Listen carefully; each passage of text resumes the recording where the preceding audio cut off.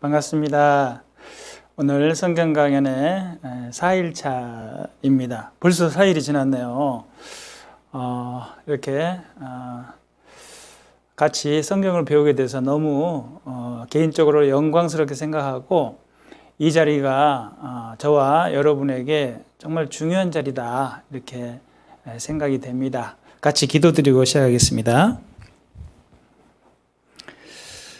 천지와 우주 만물을 창조해 주시고, 그 가운데 우리 사람을 사랑의 짝으로 만들어 주시고 영원한 천국으로 인도해 주시기 위해서 이 성경을 우리에게 기록해 주시고, 몰랐던 하나님을 알게 해 주시고, 왜 우리가 이 세상에 태어났는지, 우리가 어디서 왔는지, 그리고 무엇을 하고 살며 또 죽으면은 어디로 가는지 다 알 수 있도록, 인생의 의미와 목적을 알 수 있도록 이 성경을 주셔서 감사합니다. 그리고 또한 이 자리에 나와서 하나님의 말씀을 배울 수 있도록 인도해 주신 크신 은혜를 감사드립니다. 이 성경 강의들을 통해서 하나님을 바로 알고 살아계시고 역사하시는 하나님을 믿을 수 있도록 인도하여 주시옵소서. 그리고 하나님께서 우리에게 목적하신 바 그 영생을 이 자리에 참석하신 모든 분들, 그리고 가정에서 듣는 모든 분들이 받을 수 있도록 인도하여 주시옵소서. 오늘 말씀을 통해서도 하나님이 정말 살아계시고 성경이 사실인지를 보고 확인할 수 있도록, 그리고 믿을 수 있도록 도와주시옵소서. 말씀을 전하는 이 강사의 입술을 주장해 주시고 듣는 모든 사람들의 마음을 활짝 열어 주시옵소서. 감사드리며 예수님의 이름으로 기도드렸습니다. 아멘. 네. 성경 말씀 하나 찾겠습니다. 예. 성경 말씀, 마태복음 23장 찾아보겠습니다. 마태복음 23장입니다. 마태복음 23장 37절 찾아보겠습니다. 마태복음 23장 37절. 마태복음 23장 37절 말씀입니다. 제가 읽겠습니다. 예루살렘아, 예루살렘아, 선지자들을 죽이고 내게 파송된 자들을 돌로 치는 자여, 암탉이 그 새끼를 날개 아래 모음같이 내가 내 자녀를 모으려 한 일이 몇 번이냐. 그러나 너희가 원치 아니하였도다. 예. 이 말씀은 예수님께서 예루살렘을 보시고 한탄하는 말씀입니다. 우리가 어제 이스라엘을 배우면서 이스라엘이 하나님의 아들이 메시아가 이 땅에 구약에 예언된 대로 오셨지만 그 예수님을 배척하고 죽였습니다. 하나님의 아들을 죽이는 큰 범죄를 저질렀고, 또 하나님이 약속하신 대로 큰 저주를 내리셨습니다. 그래서 최근까지 약 1900여 년간 이스라엘이 형벌을 받았거든요. 그래서 예수님이 이스라엘이 망하기 전에 앞으로 망해서 환난을 당할 모습을 보니까 아시잖아요. 예수님은 얼마나 안타까우셨겠습니까? 예수님께서. 그래서 예루살렘아, 예루살렘아, 거의 슬픈 심정으로 예수님이 말씀하신 거예요. 선지자들을 죽이고, 그러니까 예루살렘, 이스라엘을 말하는 겁니다. 이스라엘 사람들이 선지자들을 하나님이 많이 보냈지만은 다 죽이고, 또 예수님 본인까지도 죽였잖아요. 그러니까 예수님이 자기도 죽을 것을 아시고 지금 말씀하시는 겁니다. 선지자들 죽이고 내게 파송된 자들을 돌로 치는 자여, 암탉이 그 새끼를 날개 아래 모음같이. 하나님께서 이 백성들을 자녀로 생각하시잖아요. 우리는 하나님의 자녀입니다. 하나님이 우리를 만드셨잖아요. 그래서 어떻게 하면 하나님을 믿게 하고 또 천국으로 인도하기 위해서 하나님은 우리를 끝까지 보호해 주십니다.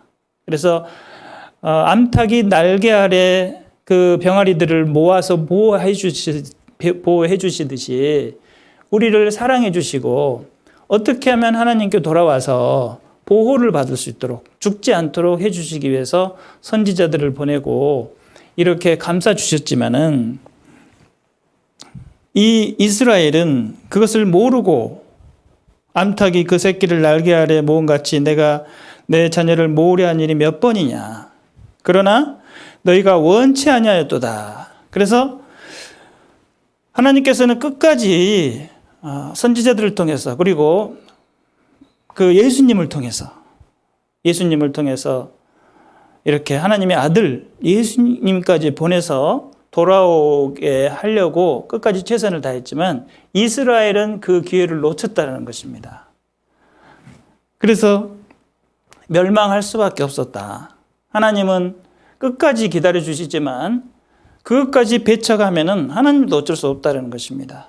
마찬가지로 이번 성경 강연에도 우리에게 하나님께서 하나님을 믿고 다시 돌아올 수 있는 암탉이 날개를 펴서 자식을 안전한 곳으로 모으는 것처럼 지금 우리의 영혼을 하나님께서 다시 이렇게 모아서 구원해 주시려는 기회를 주시고 있습니다. 이 성경 강연회를 통해서. 하나님에 대해서 완전히 믿음을 갖지 못한 사람들, 그리고 아직 구원함을 받지 못한 사람들이 구원함을 받고 영생을 받아서 천국 가게 하시려고 이렇게 성경 강연회를 열어서 이 성경 말씀을 듣고 믿을 수 있도록 해주신 것입니다. 믿음은 들음에서 나며 들음은 그리스도의 말씀으로 말미암느니라 라는 말씀대로 이 성경 말씀을 이렇게 하루 이틀 역사적인 순서대로 쭉 증거를 통해서 창조의 증거, 그리고 에덴 동산, 그리고 노아 방주, 인간의 역사에 순차적으로 일어났던 굵직굵직한 일들을 성경에 기록해 두시고 그 증거들을 다 남겨놓으셨습니다. 그리고 나중에 이제 이 세상이 불로 멸망한다고 베드로후서에 말씀하셨는데 그것이 실제로 얼마나 무서운 심판인지를 보여주시기 위해서 직접 소돔과 고모라 과거에 성적인 죄로 가득했던 그 도시를 유황불로 다 불태우시고 의인 롯은 구하시고 거기에 남아있는 모든 죄인들을 다 심판하셨잖아요. 그리고 그 흔적을 그대로 남겨두시고 죄로 변한 그 도시, 그리고 하늘에서 98% 순수한 유황불이 내려서 멸망했던 그 장소를 증거를 남겨두시고 지금도 그 유황을 채취해서 확인할 수 있도록 성경과 비교할 수 있도록 해주신 하나님, 얼마나 정말 친절하게 하나하나 증거를 남겨두시고 우리가 그 증거를 보고 성경을 믿을 수 있도록 해 주셨습니다. 마치 암탉이 그 새끼를 날개 아래 모은 같이 우리를 이렇게 성경 강연에 모여가지고 하나님을 믿고 다시 돌아올 수 있도록 기회를 주신 것입니다. 그럼에도 불구하고 우리가 하나님을 믿지 않고 떠나가 버리면 하나님도 어쩔 수가 없다는 것입니다. 그래서 이 성경 강연회가 우리 한 사람 한 사람 영혼이 천국 가는데 얼마나 중요한지 모릅니다. 그러니까 우리 한마디 한마디 하나님의 말씀이 전해질 때 야, 정말 그런가 믿는 마음으로 들어야 됩니다. 그리고 정말 사실인가. 그래서 가장 중요한 것은 성경이 사실이 아니면 우리가 믿을 수가 없잖아요. 그래서 과연 성경은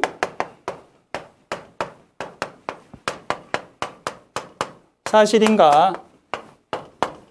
이것이 가장 중요하다는 것입니다. 그래서 우리가 지금 확인해 본 것이 방금 다 말씀드렸잖아요. 그래서 창조부터 시작해서 이스라엘 역사까지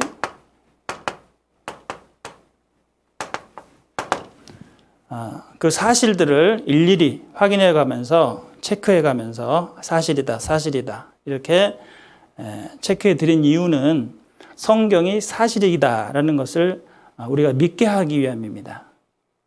억지로 어떤 근거도 없는 것을 무조건 믿으라 하는 것은 미신, 맹신이라고 그랬잖아요. 그건 잘못된 믿음이고, 성경은 전체가 다, 모든 성경 하나님의 감동으로 된 것입니다. 그러니까 하나님은 거짓말하지 않으시죠. 그래서 모두가 다 사실인 겁니다. 1.1억이라도 땅에 떨어지지 않는다 말씀하셨습니다. 그래서 지금까지 어제까지 3일간에 걸쳐서 모두 사실인 것을 확인했습니다. 그리고 오늘이 이제 오늘도 계속 마찬가지입니다. 그래서 지금까지 성경을 통해서도 정말 그런가? 마음에 완전히 하나님에 대해서, 하나님의 살아 계심에 대해서, 그리고 성경의 사실임에 대해서 아직 마음에 긴가민가? 그럴 수도 있습니다. 그런 분들을 위해서 오늘 하루를 더 기회를 주실 겁니다. 하나님께서. 그래서 하나님은 이제 과거 역사를 지금까지 배웠다면은 앞으로 일어날 일에 대해서 오늘 배울 겁니다. 그래서 이제 마지막 징조로 갑니다.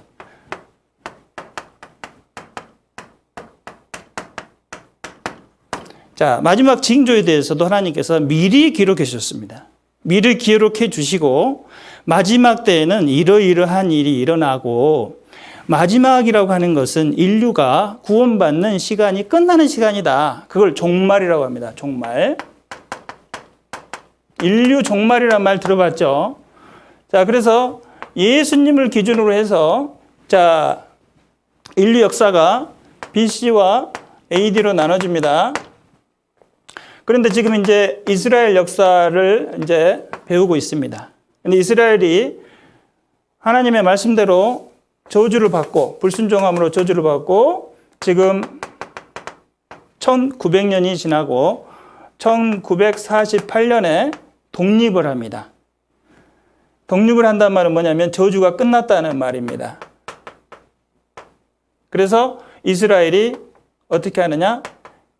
회복을 합니다. 회복을 하고, 이제 회복을 하는 것이 바로, 이스라엘이 회복하는 것이 바로 종말의 징조라고 하는 것이에요.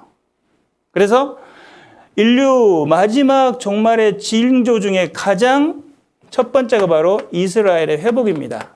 그것이 성경에 기록이 되어 있습니다.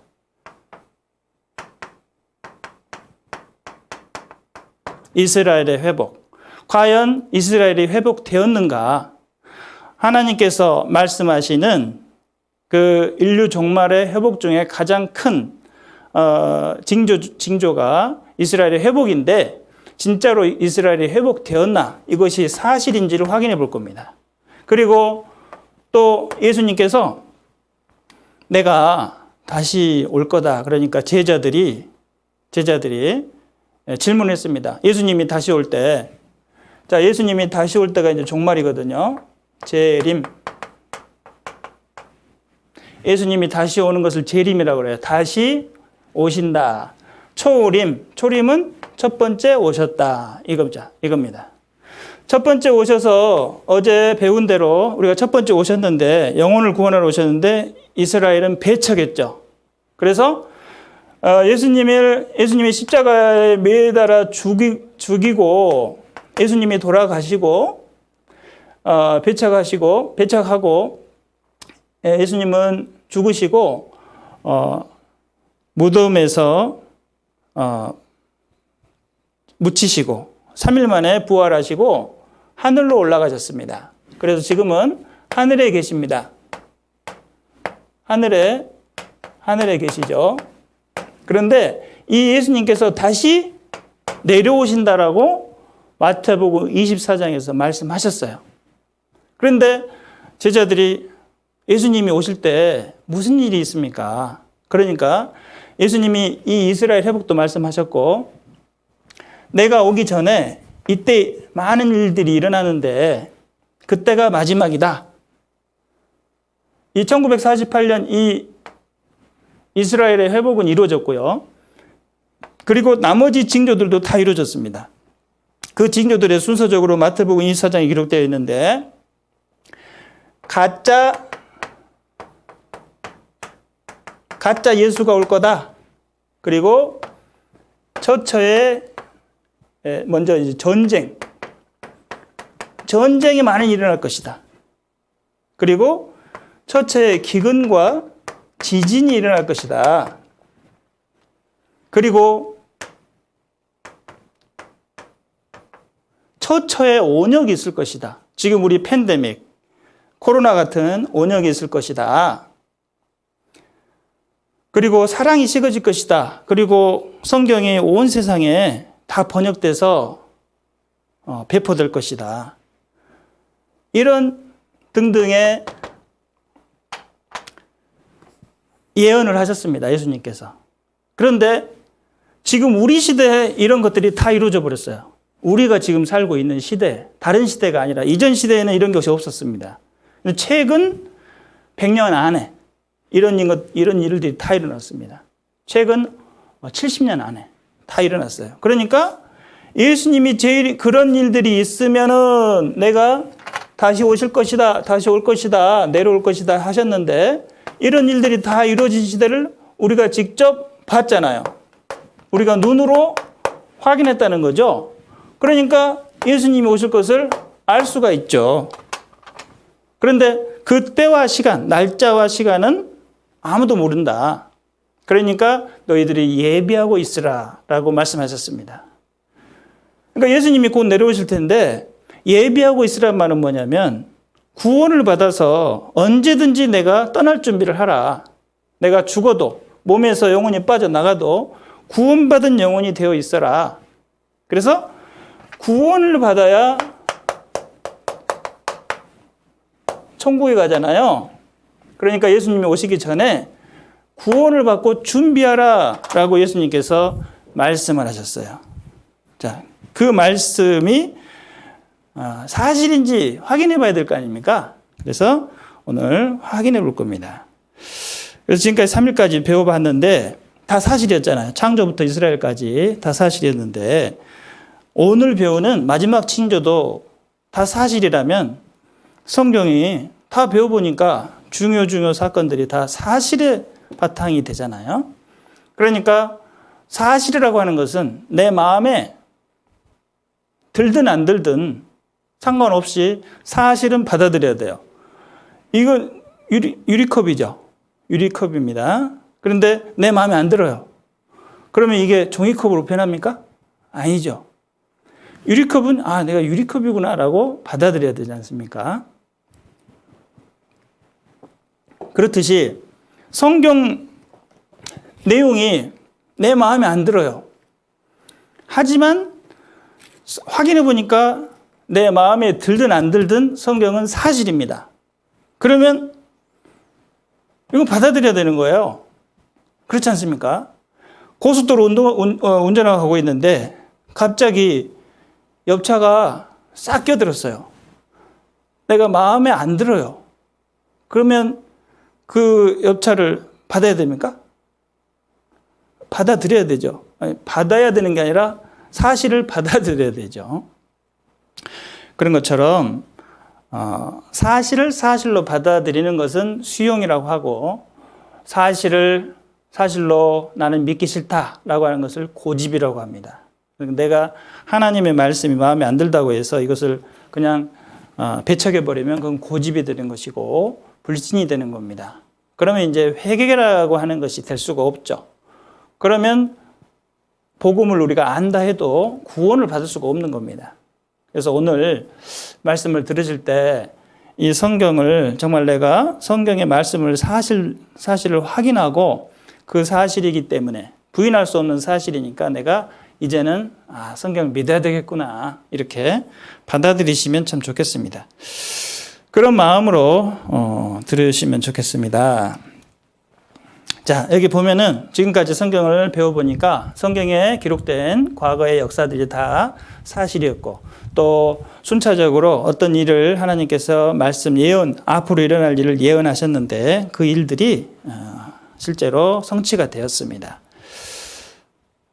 과거 사실을 증언이라고 하고 미래 사실을 성취라고 합니다. 그래서 하나님의 말씀을 공부할 때는 증언과 성취함을 복음이더라 이렇게 하나님이 말씀하셨습니다. 그래서 신명기 18장 21절에 증언과 성취함이 없으면 너희들은 그 선지자가 말하는 것을 두려워하지 말라. 즉 믿지 않아도 된다. 하지만 증언과 성취함이 있으면 반드시 믿어야 된다. 그래서 확실한 증거를 보고 믿으라 이렇게 말씀하셨습니다. 그래서 그 말씀대로 우리는 성경에 하나님의 계획이 다 기록이 되어 있고 그 계획을 보고 내용을 보니까 심판과 구원의 역사구나. 죄는 심판하시고 또 회개한 사람은 용서해 주시는 그 구원의 역사를 하나님은 계속해서 이루어 오시고 계셨구나. 하나님은 사람을 사랑의 짝으로 창조해 주시고 정말 하나님을 믿고 이렇게 하나님의 사랑을 받아주는 사람은 영생을 주고 거부하고 떠나는 사람은 같이 살 수가 없기 때문에 저주할 수밖에 없는, 마귀를 따라가는 지옥에 보낼 수밖에 없는 그런 상태가 되는 것이다라는 것을 우리가 이 과거 역사를 통해서 알 수 있었습니다. 그래서 좀 더 상세하게 보면 아담을 창조하시고 이제 인간 역사를 시작하시는데 아브라함 때까지 이스라엘이 생성되기 전까지는 양심만 맡겨주셨습니다. 구원받는 방법을 양심을 통해서 내가 하나님이 나를 창조해 주셨는데 내가 하나님을 섬기며 살아야지 이렇게 하나님을 믿고 따르는 사람은 구원해 주시고 떠난 사람은 구원을 못 해주셨습니다. 그리고 이제 아브라함 때부터 이스라엘에게는 율법을 주었기 때문에 이스라엘 시대에는 이제 율법을 통해서 지키는 사람은 구원을 받고 안 지킨 사람은 구원을 못 받았습니다. 그래서 율법의 가장 중요한 것은 죄를 용서받는 그 성막의 제사법이라는 것이었습니다. 그래서 제사법을 통해서 죄를 깨닫고 짐승을 잡아다가 바치고 피를 흘려서 제사를 지내면 죄 용서를 받고 이제 천국에 갈 수 있는 그런 기회를 주셨는데 그것을 통해서 앞으로 예수님이 오셔서 피 흘려서 죽어주실 것을 믿는 것으로 인정해 주셨습니다. 그래서 과거에는 율법을 통해서 구원받을 수 있는 기회를 주셨고 이제 예수님을 통해서는 예수님이 오신 이후로는 그 구약 제사의 그림자였는데 구약 제사는 예수님의 그림자였습니다. 그런데 예수님이 오신 이후로는 실제 그 피를 흘려주시는 제물로 오셨기 때문에 예수님을 직접 우리는 보고 믿는 세대가 된 거예요. 그래서 우리는 예수님 뒤지 세대잖아요. 그러니까 예수님이 하신 일을 믿으면 우리는 구원받게 되는 겁니다. 그래서 각 세대마다 구원받는 방법을 다 주셨어요. 갈수록 이제 구원받는 것은 쉬워집니다. 하지만 환경에 죄가 더 많아지면서 이 세상에 마귀들이 그 역사가 더 많아지면서 이 성경을 믿고 확인하고 성경을 관심을 갖고 또 하나님에 대해서 찾아보려고 하는 인생을 진짜 고민하려고 하는 그런 마음을 마귀들이 싹 뺏어갔기 때문에 오히려 더 구원받기가 더 힘들어진 세대가 바로 이 세대입니다. 관심을 두지 않아요. 우리 첫 번째 말씀에서 찾았잖아요. 여호와의 행하심을 관심치 아니하는 세대가 되었다. 그래서 관심을 안 가져버리면 우리 이제 구원 못 받는 겁니다. 그러니까 지금 세상이 말세가 될수록 바빠지잖아요. 먹고 살기를 바쁘게 만드는 겁니다. 마귀가. 그러니까 자기 인생의 목적에 대해서 하나님에 대해서 생각할 수 있는 마음의 여유를 싹 뺏어갑니다. 그래서 구원을 받기가 더 힘들어졌죠. 그럴 때일수록 우리가 정신을 차리고 내 인생의 목적에 대해서 생각하는 사람은 구원을 받고 돌아와서 구원을 받을 수 있는 가능성이 커지는 겁니다. 그것이 바로 은혜 시대라고 그래요. 이제는 하나님이 예수님이 믿음으로만 과거에는 행위가 있어야 되지만 지금은 믿음으로만 구원받을 수 있기 때문에 엄청난 큰 은혜다. 그래서 거저주는 은혜를 우리가 받는 세대입니다. 예수님이 이미 다 해놓으셨기 때문에 그래서 그 은혜 시대, 교회 시대, 이방인의 시대라고 합니다.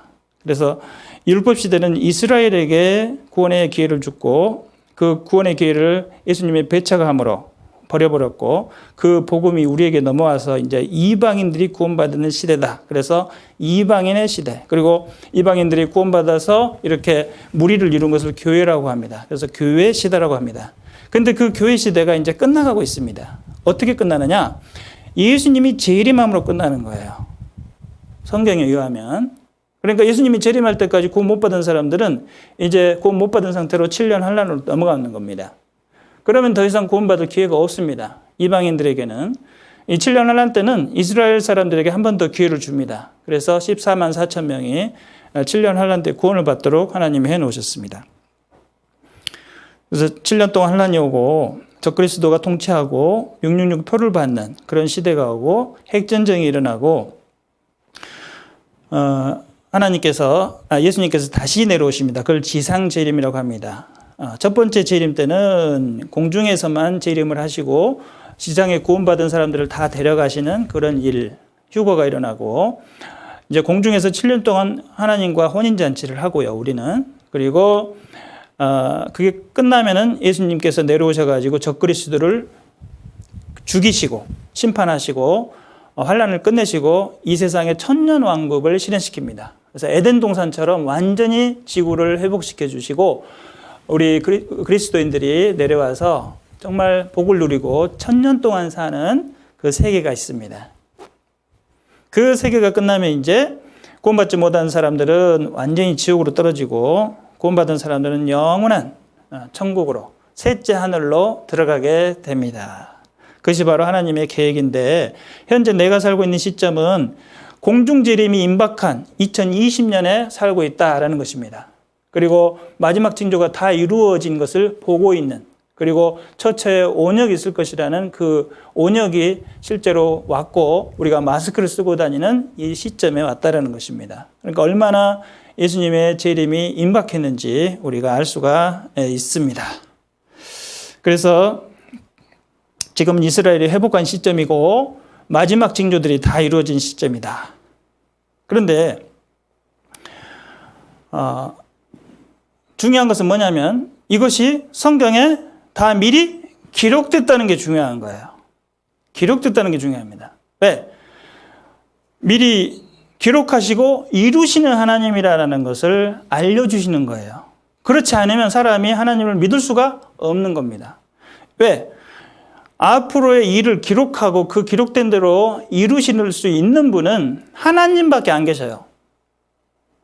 창조주 하나님밖에. 그런 능력이 있는 분은 하나님만 됩니다.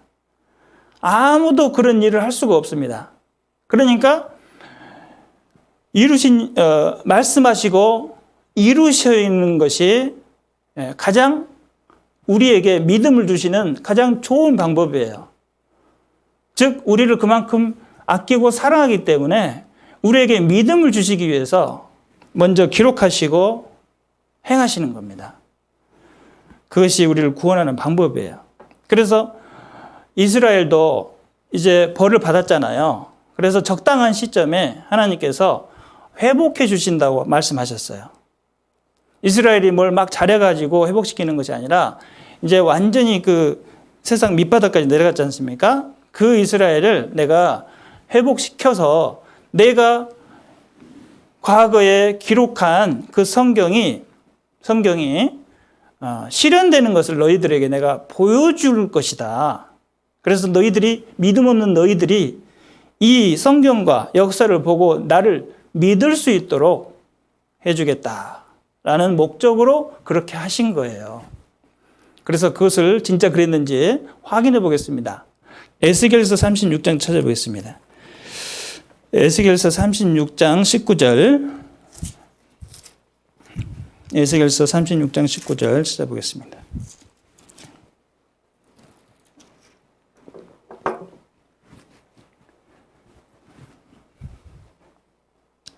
에스겔서 36장 19절. 자, 제가 읽겠습니다. 그들을 그 행위대로 심판하여 각국에 흩으며 열방에 해쳤더니 그들의 이른바 그 열국에서 내 거룩한 이름이 그들로 인하여 더러워졌나니 곧 사람들이 그들을 가리켜 이르기를 그들은 여호와의 백성이라도 여호와의 땅에서 떠난 자라 하였습니다. 그러나 이스라엘 족속이 들어간 그 열국에서 더럽힌 내 거룩한 이름을 내가 아꼈노라. 자, 하나님께서 이 선택한 민족, 선민이 범죄를 함으로 이제 심판하시고 로마 그 다른 나라 사람으로 하여금 이제 나라가 멸망을 하고 또 온 세상이 흩어버렸습니다. 하나님께서 약속하신 대로 구약 성경에 너희들이 불순종하면 이러한 벌을 받을 것이다 라고 신명기, 레위기, 이사야서에 예언된 대로 이스라엘 사람들을 큰 벌을 내리셨습니다. 그리고 2000년간 온 세상에 분산시키고 가는 곳마다 칼이 따르는 그런 형벌을 받게 하셨습니다. 그런데 그런 완전히 없어진 나라를 내가 다시 모으겠다. 다시 모으는 일이 쉬울까요? 나라를 해치는 일이 쉬울까요? 해치는 일이 쉽습니다. 컵을 땅에다가 떨어뜨리면 깨지죠. 깨는 게 쉬울까요? 다시 컵을 다시 이렇게 깨진 컵을 이렇게 원상복구 시키는 게 더 어려울까요? 원상복구 시키는 게 더 어렵죠. 그럼 기적이라고 하는 거예요. 제가 이거를 완전히 박살낸 다음에 다시 빗자루로 썰어 모아서 컵을 이렇게 만들었다. 그러면 그것은 뭐라고 하죠? 그걸 기적이라고 하죠. 한 사람을 죽였다가 다시 살아내는 것도 기적인데 하나님은 이스라엘을 완전히 지도상에서 없앴다가 그 이전의 나라로 회복시킬 뿐더러 그 이전의 나라보다 훨씬 강대한 국가를 만들겠다고 말씀하시는 거예요. 그렇게 회복시키는 이유가 바로 이 말씀입니다. 왜 그렇게 회복시키느냐? 그들을 그 행위대로, 예수님을 죽이는 그 행위대로, 죄대로 심판하여 각국에 흩으며 열방에 헤쳤는데, 그러니까 그것이 시간이 이제 거의 2000년간 이스라엘이 그렇게 핍박을 당하니까 그 열국에서 이방인들이 하나님을 믿는 이 백성이, 이스라엘이 이렇게 비참하게 2000년 동안 나라 없이 떠도는 거 보니까 하나님이 없는가 보구나 이렇게 생각한 거예요. 그러니까 이방 사람들이 하나님을 안 믿어버린 겁니다. 그러니까 하나님을 안 믿는다는 말은 뭐죠? 하나님의 이름이 더러워졌다라는 것입니다.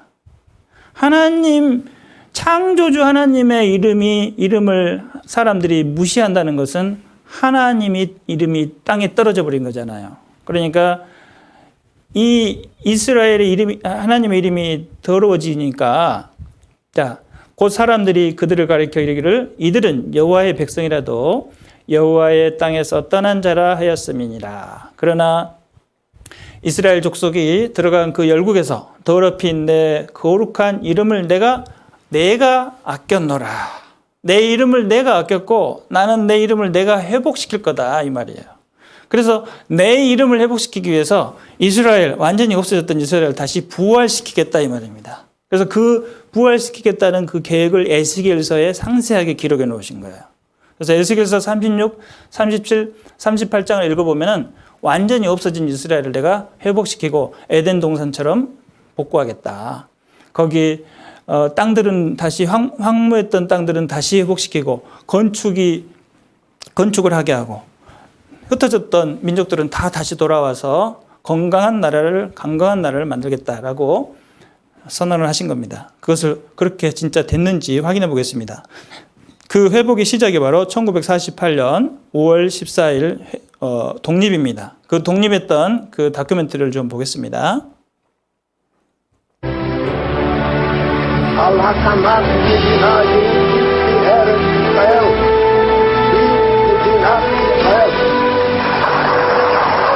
(1948년 5월 14일) 벤구리온 수상은 텔아비브 박물관에서 이스라엘이 독립국가가 되었음을 선포했다. 길고도 험준했던 고난의 세월 끝에 비로소 이스라엘 독립의 수원이 이루어진 것이다. 전 세계 언론은 즉시 이스라엘의 독립을 앞다투어 보도했다. 국가 형성의 기본 요소인 영토, 국민, 그리고 주권. 1900년 동안 잠자고 있던 이스라엘 재건 이상이 시온주의 운동을 통해 깨어나면서 유대인들은 1차 세계대전을 통해 얻게된 벨푸어 선언을 통해 잃어버린 영토에 들어설 국제적 명분을 갖게 됐다. 이후 2차 세계대전 때 겪은 홀로코스트는 분명 절망의 대재앙이었지만 그 환란은 세계 각처에 흩어져 있던 모든 유대인들의 발걸음을 팔레스타인으로 향하게 했다.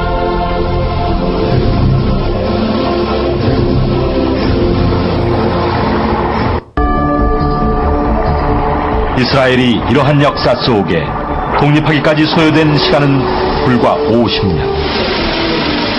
1900년간 아무 움직임이 없다가 불과 50년 동안 이루어진, 우연이라 하기에는 너무나 치밀하게 연이어진 이스라엘의 독립 역사. 이것은 분명 하나님의 역사였다. 세계 역사상에 한 나라가 망해서 없어졌다가 2000년 만에 조국을 광복한 예가 없습니다. 우리나라로 본다면은 2000년 전에 삼국시대에 해당됩니다. 지금 만주의 대륙에 가보면은 우리 선조들이 다스리던 땅 유적, 흔적 많습니다. 왕궁터도 있고 뭐 광개토대왕 비뿐만 아니라 다른 비석도 많이 있습니다. 우리가 지금 거기 가서 태극기를 꽂고 나라를 건설하는 일이나 똑같습니다. 불가능한 얘기입니다. 종교인이건 비종교인이건 간에 이스라엘의 독립은 기적이다 얘기를 합니다.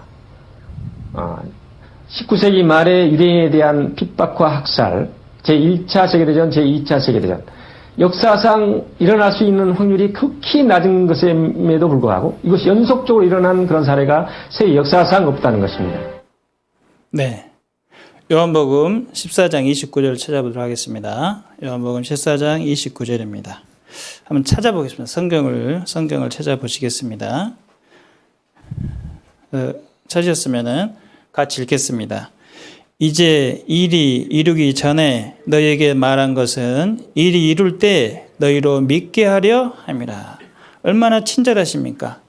사람이 하나님을 믿지 못할까 봐 일이 이루기 전에 미리 말하고 그것을 이루게 하시는 하나님이라는 것입니다.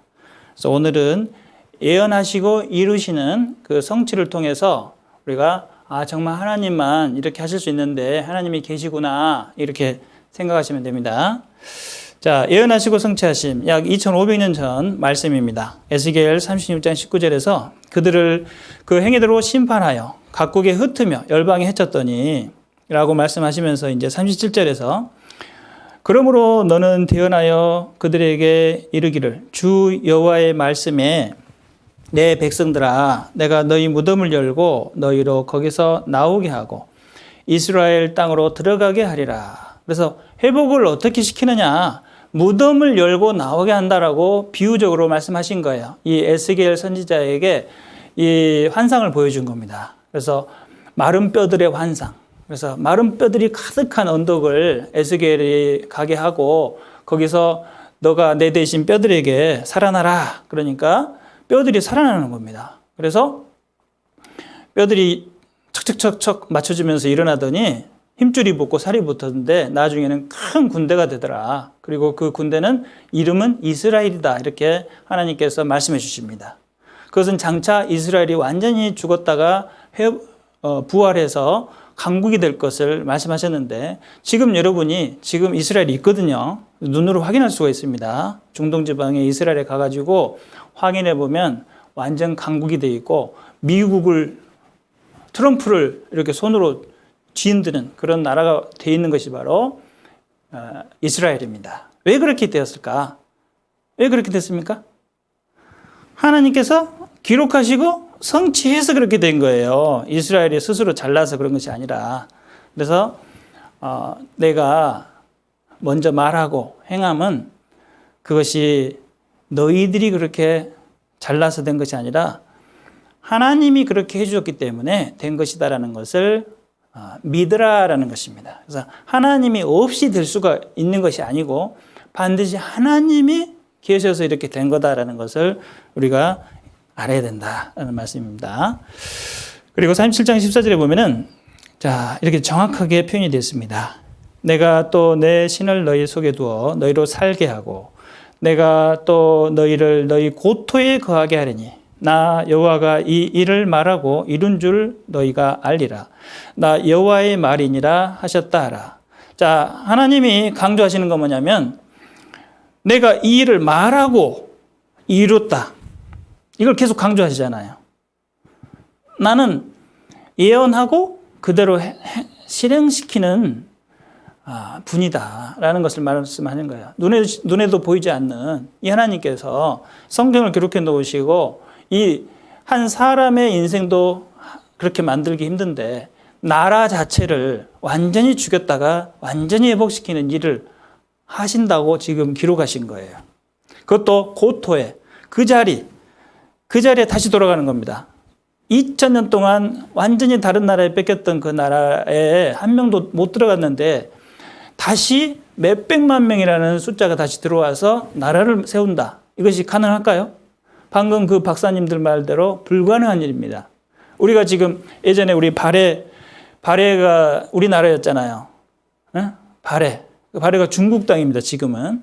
거기까지 우리가 진출해서 살았기 때문에 우리가 다시 바레로 가서 태극기를 꽂고 대한민국 땅입니다. 그러면은 중국 사람들이 가만히 놔두겠습니까? 그렇지 않잖아요. 그런데 이스라엘 사람들은 2000년 동안 다른 나라 사람들이 살고 있던 땅에 최근에는 팔레스타인이 살고 있었는데 거기에 들어가가지고 팔레스타인 사람 다 몰아내고 자기네들 땅이라고 이렇게 이스라엘 사람들이 여기는 하나님이 우리에게 준 땅이다 하고 다 몰아내버렸습니다. 그래서 팔레스타인 사람들이 쫓겨나 버렸잖아요. 그래서 팔레스타인 해방기구 PLO가 생긴 겁니다. 그래서 팔레스타인 사람들은 갑자기 이스라엘 사람들이 들어와서 자기 나라라고 하니까 쫓겨나가지고 피난민 신세가 돼버린 거예요. 지금 70년 동안 이스라엘 건국한 지 70년 됐거든요. 그러니까 계속해서 이제 저항을 하는데 이스라엘이 워낙 강하기 때문에 저항을 할 수가 없는 거예요. 그래서 가자지구라고 하는 조그마한 동네에 모여가지고 살고 있는 거예요. 불쌍하게. 그래서 그것이 하나님이 다 정해놓으신 길이었다라는 것입니다. 그래서 누가복음 21장 24절을 보면은 저희가 칼날에 죽임을 당하며 모든 지방에 사로잡혀 가겠고 예루살렘 이스라엘이죠. 수도입니다. 이방인의 때가 차기까지 이방인들에게 밟히리라. 그래서 때가 있다는 것입니다. 그래서 이방인의 때가 1948년 5월 14일 날 끝난 거예요. 그래서 하나님이 그걸 끝내시고 이제는 독립을 하시고 재건을 하신 겁니다. 다 하나님이 누가복음에서 기록하시고 이루신 거잖아요. 이방인의 때가 차기까지 이방인들에게 발표게 놔뒀다가 이제는 끝날이 되면 다 쫓아내고 다시 독립을 시키겠다라는 그 말씀입니다. 그래서 실제로 귀환할 것까지 예언이 되어 있습니다. 이거는 2700년 전의 예언이죠. 이사야서 43장 5절 6절을 보면은 두려워 말라. 내가 너와 함께하여 내 자손을 동방에서부터 오게 하며 서방에서부터 너를 모을 것이며 내가 북방에게 이르기를 놓으라. 남방에게 이르기를 구려하지 말라. 내 아들들을 원방에서 이끌며 내 딸들을 땅끝에서 오게 하라. 자, 동서남북에서 동서남북으로 다 흩어졌던 이스라엘 사람들을 다시 돌아오게 한다는 거예요. 비행기 타고 배 타고 다 돌아옵니다. 그 육로는 없습니다. 왜? 육로는 다 이방 나라이기 때문에 원수 나라들입니다. 아랍 국가들입니다. 알라신을 믿는, 하나님을 안 믿는 알라신을 믿는 그 아랍 국가들이 버티고 있습니다. 그러니까 육로로는 못 오고 비행기 타고 들어오고 그 지중해 배를 타고 들어왔습니다. 그런데 동서남북에서 다 왔어요. 그런데 북방에 이르기를 놓으라 하는 것은 뭐냐면 북방은 소련에서 와야 되거든요. 소련에 유태인들이 많은데 그 유태인들이 다시 오려고 하는데 소련 사람들이 못 가게 한 거예요. 그래서 놓으라 하고 온 거예요. 그리고 밑에 남방에게 이르기를 구려하지 말라. 남방의 에티오피아에 이스라엘 사람들이 많이 살았는데 그 사람들이 오려고 하는데 못 가게 잡는 거예요. 구루시켜버린 겁니다. 그런데 그것도 고려하는 것을 뿌리치고 이 탈출 작전을 통해서 들어옵니다.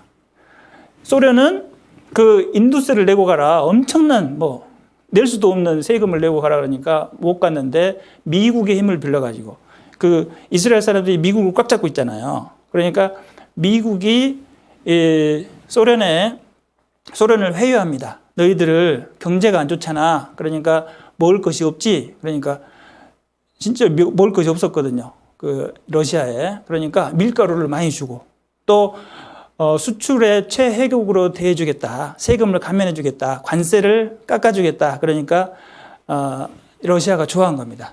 소련이. 그래서 한마디로 말해서 물질적인 도움을 받고 이제 이스라엘 사람들을 고국으로 돌아갈 수 있도록 허용해 준 거죠.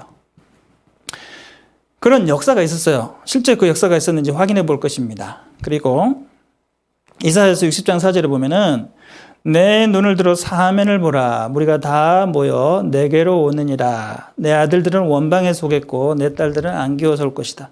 다 돌아올 것이다. 사면에서 올 것이다. 그리고 오면 이제 그 작은 자가 천을 이루겠고, 그래서 인구가 많아지고 그 약한 자가 강국을 이룰 것이다. 강국이라고 되어 있잖아요. 그리고 때가 되면 나 여호와가 속히 이루리라. 그래서 때가 된 거예요. 때가 돼서 이스라엘이 회복된 겁니다. 실제로 그렇게 됐는지 확인해 보겠습니다. 세상 그때 회복되는 이스라엘 예언, 세계로 이산됐고 저주받았고 황폐됐던 그 땅들이 이제 독립하고 강한 민족이 되고 옥토와 기경이 됐습니다. 정말 그렇게 됐을까 확인해 보겠습니다. 이게 실제 자료잖아요. 1948년 5월 14일 날 독립선언문을 낭독하는 초대수상 벤구리온. 이건 실제 사건입니다. 그래서 그 당시에 신문에 다 났습니다. 그리고 동서남북에서 다 사람들이 한가운데 있는, 전 세계 한가운데 있는 이 이스라엘로 돌아옵니다. 실제 이건 역사책이죠. 그래서 1948년 이후 세계에서 돌아오는 유대인들, 그래서 몇 명씩 들어왔는지가 다 인원까지 다 체크되어 있습니다. 현재는 약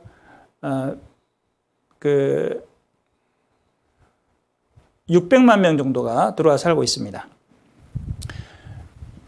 그리고 미국에, 그 다음으로 이제 미국에 가장 많이 살고 있는데 미국에 한 500만 명 정도가, 560만 명 정도 살고 있습니다.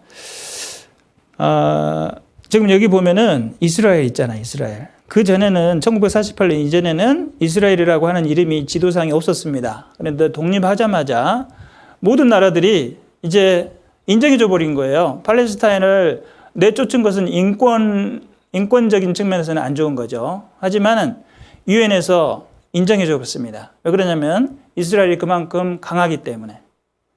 왜 강하냐? 돈이 많거든요. 그래서 이스라엘이 정치적으로 힘이 세기 때문에 모든 나라들이 인정해줘 버린 겁니다. 이스라엘을. 그래서 그 팔레스타인 사람들을 몰아내고 나라를 만드는 것을 오케이 인정해줘 버렸습니다. 그래서 나라가 세워졌고 그 다음에 이제 나라가 세워지니까 모든 사방에서 이제 우리나라가 다시 생겨났구나. 그동안 우리 민족이 나라 없이 떠돌았는데 우리나라가 생겼으니 다시 돌아가자. 그래가지고 비행기를 타고 돌아오는 거예요. 그래서 소련에서 실제로 본국 대이동. 그래서 아주 많은 숫자가 돌아왔습니다. 2000년까지 100만 명 이주 예정. 100만 명이 돌아왔습니다. 그리고 실제로 비행기 타고 내려오는 장면이고요. 또 유태인, 에티오피아에 살던 유태인. 제2 엑소더스. 자, 솔로몬과 시바 여왕의 후손 전설 18,000여 명. 그러니까 유대인들이 에티오피아에 가서 많이 살았는데 18,000여 명이 돌아왔다는 거예요. 많은 숫자죠. 그래서 이렇게 비행기를 타고는 에티오피아에서 오래 살다 보니까 거기는 아프리카이기 때문에 얼굴이 까매졌습니다. 햇빛을 많이 받아서. 그래서 실제로 이렇게 대탈출, 에티오피아 유대인 대탈출, 신문에도 났습니다. 실제로 이렇게 내려오고 있잖아요. 그래서 이 총리가 가서 환영해주고, 비행기 타고 오는 것도 예언이 됐어요. 어떻게 하면 이렇게 자세하게 예언이 됐을까? 이사야서 50장, 60장 8절을 보시면 저 구름같이 비둘기가 그 보금자리로 날아오는 것 같이 날아오는 자들이 누구뇨? 그래서 이사야 선지자가 보니까 비행기를 하나님이 보여주니까 자기가 아는 새는 비둘기밖에 없는데 큰 비행기가 날아오는 걸 보니까 이게 사람이 타서 내리잖아요. 그러니까 야, 날아오는구나. 비둘기처럼 이렇게 날아오는 비행기 보면서 야, 저렇게 날아와서 이스라엘 민족이 회복하는구나. 이렇게 묘사를 한 것입니다. 얼마나 정확한 묘사인지 모르겠습니다. 그리고 에스겔 선지자에게 전에는 지나가는 자의 눈에 황무하게 보이던 그 황무한 땅이 장차 기경이 될지라. 하나님께서 너희들이 죄를 지어서 이제 다 분산되니까 너희 땅은 사막으로 만들어버리겠다 해서 직접 사막이 되어버렸습니다. 이렇게 사막이. 그런데 너희들 다시 돌아올 때쯤 되면 내가 다시 회복시켜주겠다. 하나님이 방금 기경이 될지라 그랬잖아요. 기경이라고 하는 것은 경작지를 말하는 거예요. 밭, 푸른 밭. 그래서 어떻게 되느냐? 이 사막이 푸른 밭이 된 거예요. 지금 여러분 가보면요. 이스라엘이 이렇게 돼 있습니다. 이게 이렇게 돼버린 거예요. 얼마나 기적입니까?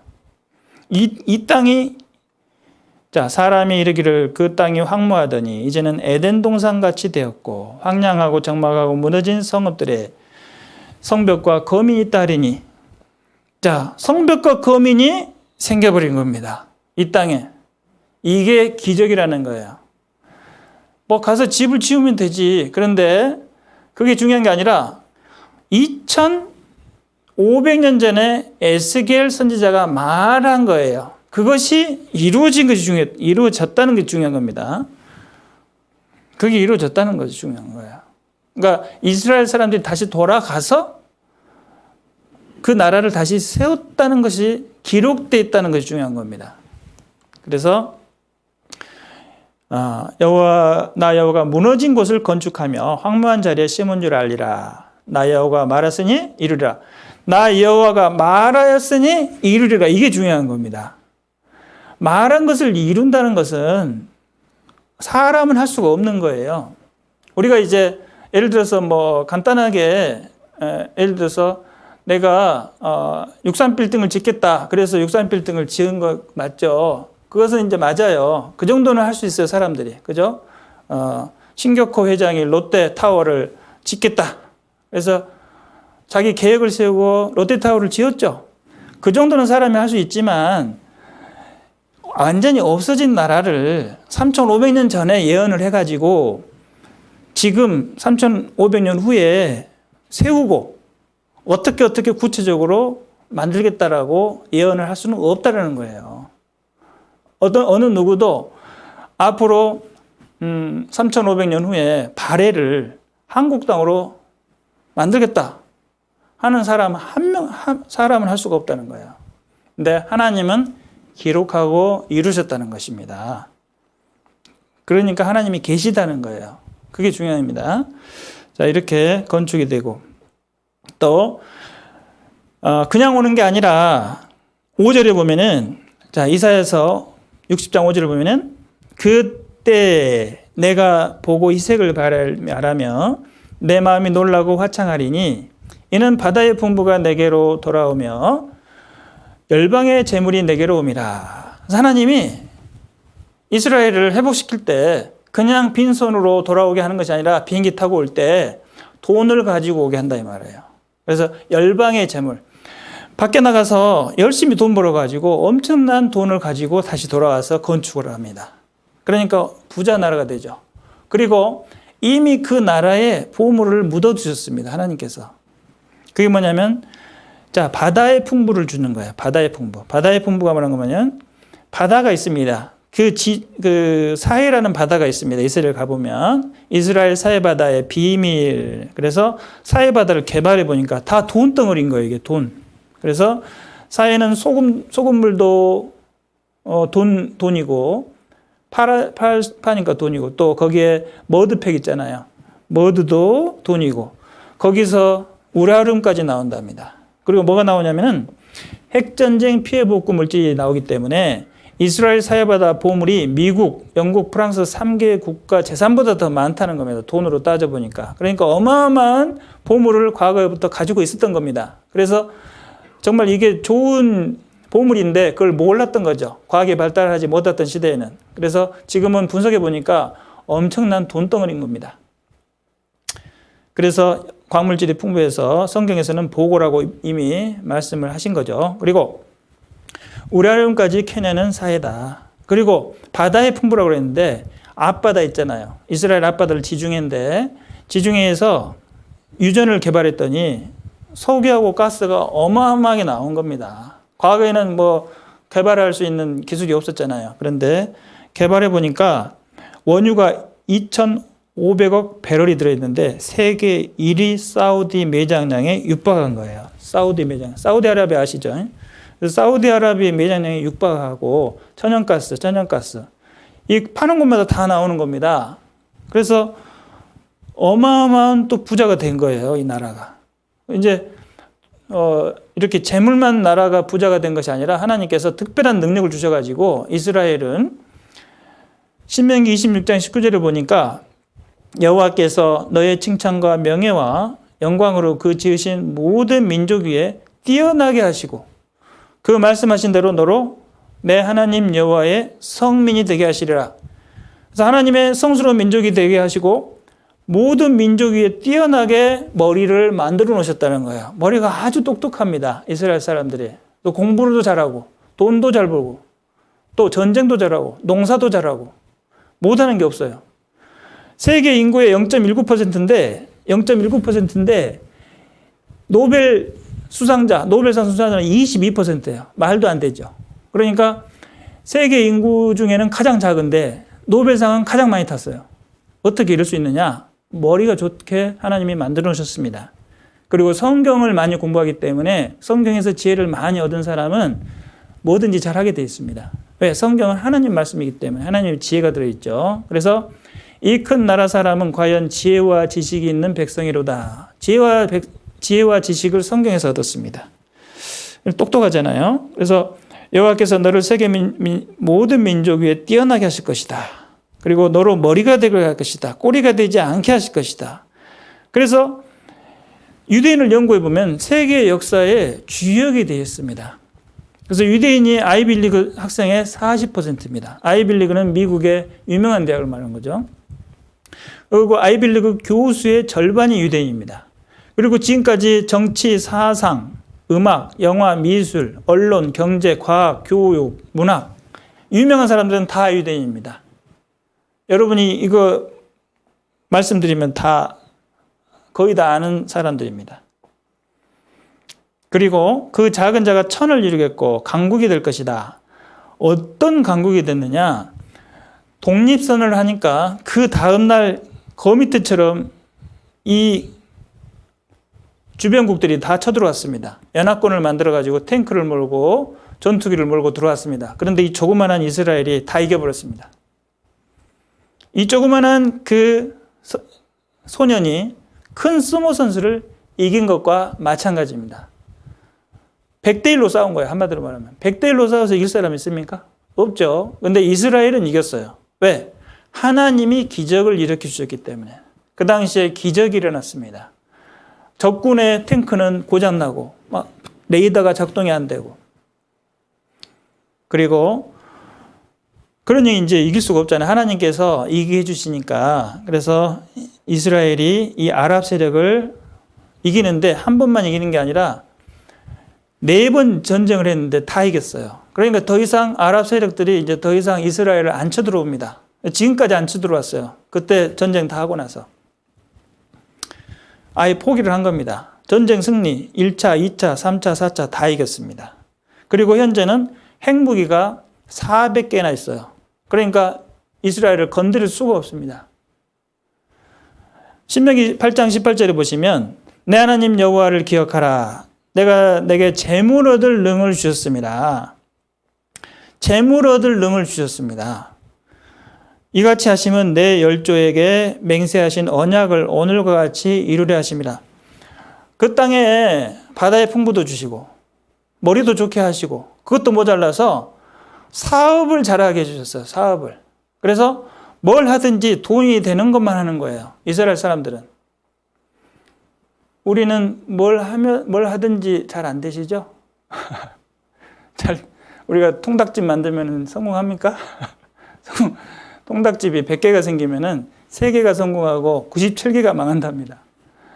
그런 것처럼 성공하기 힘든데 이 사람들이 통닭집을 하면 잘 되는 거예요. 참 신기하잖아요. 그래서 왜 그러냐? 이 관점이 달라요. 이 사람들이 딱 보면 돈이 보입니다. 그래서 어디에 투자해야 될지 알아요. 그래서 워런 버핏도 유명한 투자가인데 유태인이죠. 그 사람은 어느 회사를 딱 보면 이 회사 주식이 오를 것을 알아버려요. 그러니까 예를 들어서 삼성전자 주식을 5년 전에 샀는데 지금 4배로 올랐다. 그것을 아는 거예요. 보이니까. 머릿속에 계산이 되는 거죠. 뭐 매출이 얼마고 무슨 제품을 만들고 어떻게 되는데 앞으로 더 회사가 커질 것이고 그러니까 주식이 불어날 것이다. 이렇게 하는 거죠. 그것이 재물 얻는 능입니다. 그래서 워런 버핏 재산이 100조잖아요. 100조.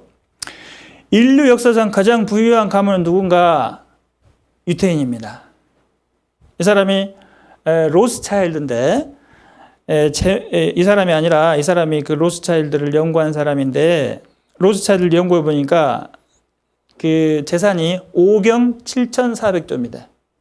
1000조가 10개면은 1경이거든요. 그래서 1000조는 10,000조 원입니다. 1000조가 10개면은 경이기 때문에 10,000조 원인데 그 5경을 가지고 있는 사람이 로스차일드입니다. 이 빌 게이츠는 비교도 안 됩니다. 빌 게이츠는 88조거든요. 이 로스차일드가 유태인 중에는 가장 부자 유태인입니다.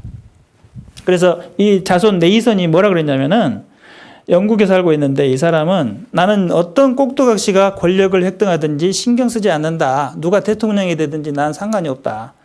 영국의 통화를 지배하는 자가 대영 제국을 지배하는 것이고 나는 영국의 통화를 지배한다. 영국의 돈을 다 가지고 있는 사람이에요. 이 사람이. 그러니까 그 나라를 실제로 지배하는 사람은 이 로스차일드가죠. 그리고 미국을 실제로 미국에서 가장 부자는 록펠러 가문입니다. 록펠러 가문은 약 1경 몇천조를 가지고 있습니다. 1800만 유대인이 세계를 쥐락펴락한다. 유명한 사람들이 다 유태인입니다. 그 중에 이제 미국에 사는 유태인이 정치적으로는 아주 강력하죠. 이 미국의 유태인들입니다. 금융, 정부, IT, 미디어, 영화, 패션계를 꽉 잡고 있습니다. 그래서 그 유태인들의 고향을 지켜줘야 되잖아요. 미국은. 유태인들의 고향이 어디입니까? 이스라엘. 그래서 미국 대통령들은 항상 어느 나라를 가장 지켜주죠? 이스라엘. 그래서 이스라엘을 보호하는 것은 미국의 뭐라? 신성한 의무다. 왜? 거기서 뭐가 나오기 때문에? 정치 자금이 다 들어오기 때문에 그렇습니다. 그래서 미국 대통령이 되려면 뭐가 필요해요? 돈이 필요하죠. 그 돈을 누가 주죠? 이스라엘 사람이 주는 겁니다. 자, 미국의 록펠러 그룹의 총 자산이 1경 2천조 원인데 삼성은 몇 조 원일까요? 다 합쳐도 200조. 이게 비교가 안 되죠. 자, 미국의 부채가 쭉 늘어나고 있는데 이 부채를 누가 빌려주느냐? 유대인이 록펠러가 빌려줍니다. 그래서 미국 국가 부채가 20조 달러가 되고 미국 국채 금리가 3% 주식시장 주목하고 있고 일본 국가 부채가 약 1경 4천조 원입니다. 이 돈도 거의 유대인에게서 나오는 돈입니다. 우리나라 그 부채도 4,800조 원입니다. 우리 GDP의 3.4배. 그러니까 우리가 직접 돈을 벌어서 국가가 운영되는 것이 아니라 외국 돈을 빌려와서 지금 우리나라를 운영하고 있습니다. 그 돈이 4,800조 원이에요. 우리가 나중에 벌어서 갚겠습니다 한 거예요. 자, 현재 이렇게 되어 있습니다. 하나님이 예언하시고 이루신다라는 것이 실제 사실이라는 자료를 제가 보여드린 겁니다. 5분 동안 쉬었다가 40분에 시작하겠습니다. 자, 잘 쉬셨죠? 네. 이제 얼마 안 남았습니다. 오늘 이제 4일차고 토요일까지 진행되는데, 결론적인 말씀은 토요일 날 드리도록 하겠습니다. 그 전까지는 정말 하나님이 살아 계신지 성경의 사실인지를 확인하는 그런 시간이 되겠습니다. 오늘까지 실제적으로 그 시간이 되고, 이제 내일은 하나님 앞에 우리 개인, 내 영혼의 운명에 대해서 이제 내일 말씀드리고, 그 영혼이 어떻게 하나님께 돌아가서 구원을 받느냐, 이 문제는 토요일 날 말씀을 드리도록 하겠습니다. 오늘까지는 정말 하나님이 어떤 분인가, 하나님이 말씀하신 것이 진짜 이루어지고 정말 성경이 사실인가, 이런 것들에 대해서 내 믿음을 확실하게 하는 그런 시간을 갖도록 하겠습니다. 그래서 이제 계속해서 보겠는데, 여기 보시면 미국을 움직이는 2% 돈줄, 언론을 틀어쥐고 마쿠에서 정책을 쥐락펴락하는 그 세력이 누구냐? 유대인 로비단체라는 것입니다. 그래서 유대인 로비단체 에이펙이라는 로비단체가 있는데, 이 유대인을 미국에서 유대인을 대표하는 로비단체입니다. 그러니까 유대인들의 자금이 모여가지고 이 로비단체를 만들고, 그 자금을 통해서 미국 정치인들에게 로비를 하는 거예요. 앞으로 우리 미국은 어떤 정책으로 가야 됩니다 라고 압력을 넣는 단체가 바로 이 유대인 로비 단체인데, 이 로비 단체가 행사를 하면은 미국 정치인들이 대통령에서부터 상하원 의원까지 다 그 자리에 참석한답니다. 거기에 참석 안 하면 그냥 찍히는 것으로 생각하기 때문에 다 참석할 정도로 엄청나게 큰 로비 단체입니다. 그래서 여기 역대 대통령들이 나오잖아요. 역대 대통령이라보다는 오바마로 시작해서 그때 당시에 최고의 그 권력을 가진 사람들이 들어가 있습니다. 여기 에이펙에 참석합니다. 그리고 워런 버핏 백조, 유태인이죠. 그래서 유대인들이 어떤 사람들이냐라는 것을 이제 이 잡지를 통해서 제가 보여드리겠습니다. 뉴욕타임즈 같은 큰 잡지를 보면은 이스라엘 지구촌 돈 싹쓸이한다. 지금 가지고 있는 돈도 모자라서 계속해서 돈을 긁어 모으고 있습니다. 그리고 세계를 뒤흔드는 유대인의 힘. 돈이라는 것이 이제 돈을 가진 사람들이 더 많이 벌 수 있는 구조로 되어 있습니다. 자본주의는. 그래서 유대인들이 돈을 은행에 다 가지고 있기 때문에 은행에 있는 돈을 또 빌려줘 가지고 또 이자도 받고 원금도 받고, 그러면 또 돈이 더 늘어나잖아요. 그러니까 유대인들이 가지고 있는 게 은행이거든요. 은행. 돈이 많으니까 은행이 회사를 만듭니다. 그래서 돈을 빌려주고 갖고 또 투자를 해서 또 회수하고, 이렇게 하면서 돈을 많이 버는 겁니다. 그리고 땅도 사고 부동산도 사고 그렇게 하고, 또 사업을 잘하기 때문에 돈을 많이 버는데, 신명기 15장 6절에 보면은 내 하나님 여호와께서 내게 허락하신 대로 내게 복을 주시리니 내가 여러 나라에 꾸어줄지라도 너는 꾸지 아니하겠고 내가 여러 나라를 치리할지라도 너는 치리함을 받지 아니하리라 하는 말씀이 그대로 이루어집니다. 그래서 유대인을 슈퍼파워 유대인이라고 합니다. 이 사람들은 전 세계 100만 장자의 30%이고 포춘지 선정 글로벌 100대 기업 중 40%가 유대인들이 소유하고 있습니다. 그래서 우리가 눈에 익숙한 대기업의 마크는 대부분 유대인이 주인입니다. 그리고 우리가 지금 즐겨 사용하고 있는 페이스북 창업자가 유대인입니다. 데이터베이스 프로그램, 오라클 잘 모르실 텐데 IT 기업에서는 오라클은 아주 유명합니다. 저도 IT 회사에 다녔었는데 오라클이 왜 유명하냐면 데이터베이스 프로그램을 팔기 때문에 그렇죠. 그래서 거의 모든 전 세계 회사의 데이터베이스라고 하는 것은 대량의 자료를 관리하는 프로그램입니다. 그 프로그램은 모든 회사가 다 필요합니다. 그런데 그 프로그램을 비싸게 만들어서 파는, 거의 독점하고 있는 회사가 오라클입니다. 그 주인이 유태인입니다. 돈을 어마어마하게 벌고 있죠. 그리고 구글은 다 아시죠? 구글은 여러분이 검색 프로그램인 것을 알고 있는데 또 유명한 거 뭐냐면은 여러분 그 핸드폰에 안드로이드 아십니까? 안드로이드를 만드는 회사입니다.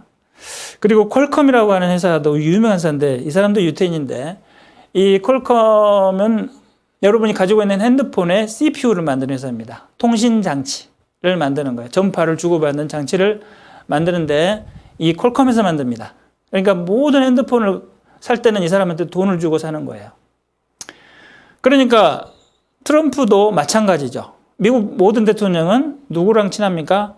이스라엘하고 친하고 이스라엘이 원하는 것을 해줍니다. 이번에 트럼프가 대통령 할 때는 이스라엘에서 미국 그 대사관을 예루살렘으로 옮겨주세요. 그러니까 트럼프가 오케이 그래가지고 이스라엘 수도 인정해가지고 예루살렘은 유태인의 이스라엘의 수도다.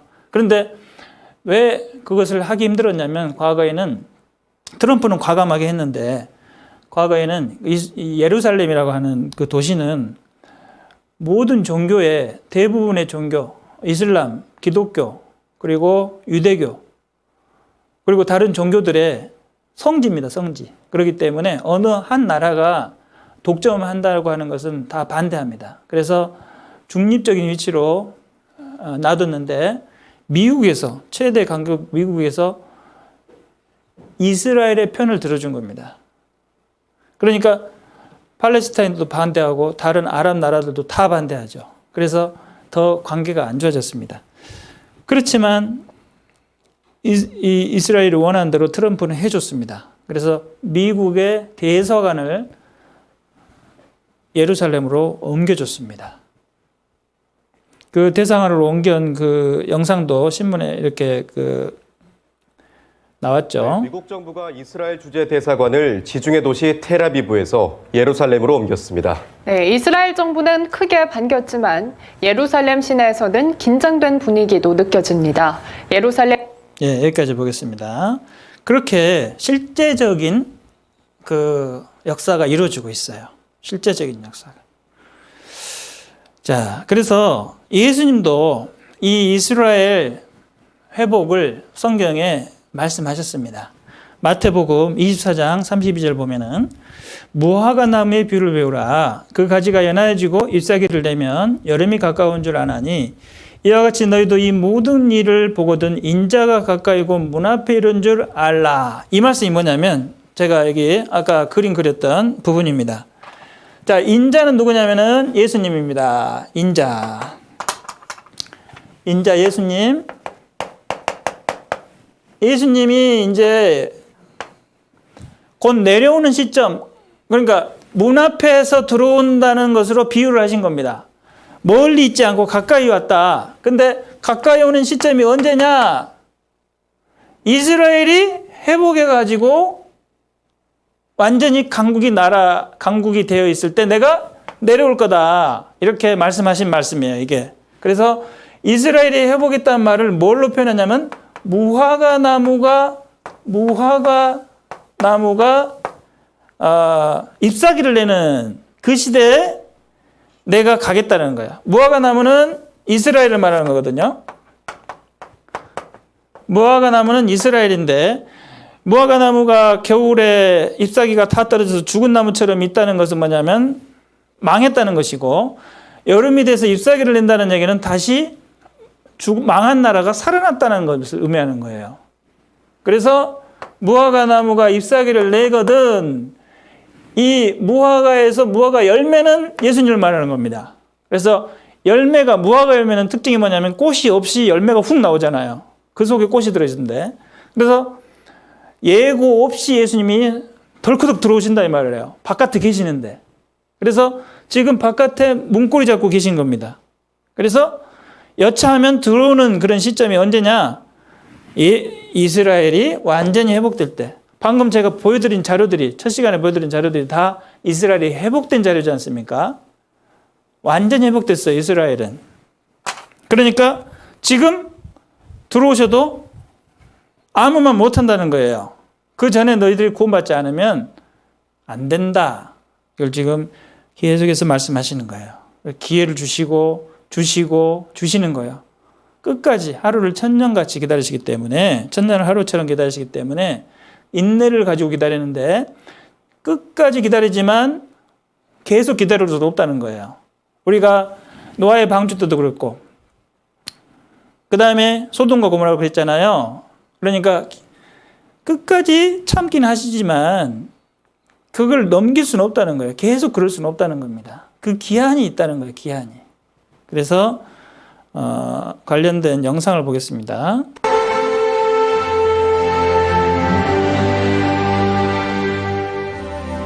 무화과 나무의 비유를 배우라. 그 가지가 연하여지고 잎사귀를 내면 여름이 가까운 줄 아나니 너희도 이 모든 일을 보거든 인자가 곧 문 앞에 이른 줄 알라.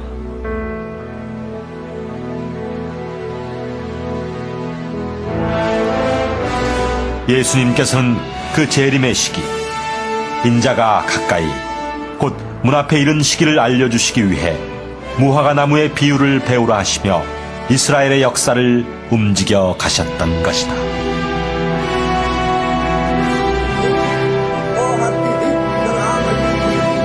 (1948년) 벤그리온 수상의 독립선포는 단순한 이스라엘의 독립선포가 아니었다. 그것은 마지막 재림 그리스도의 임하심을 전 세계에 알리는 하나님의 나팔 소리였다.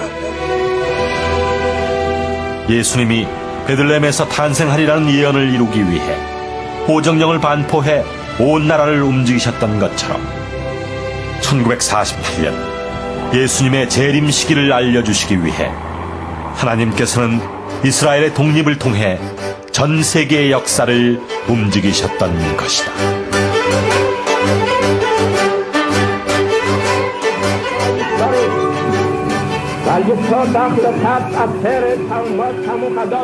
(2000년) 전 예수님께서 무화과 나무의 비유를 배우라고 하신 뜻,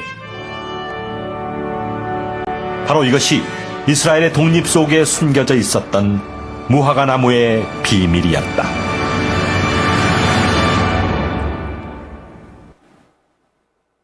자, 이렇게 성경을 아는 사람들은 이 무화과 나무의 비유를 알고 있습니다. 그래서 이런 영상도 만들지 않습니까? 그래서 우리가 성경을 배우면 이걸 이해를 할 수 있어야 됩니다. 예.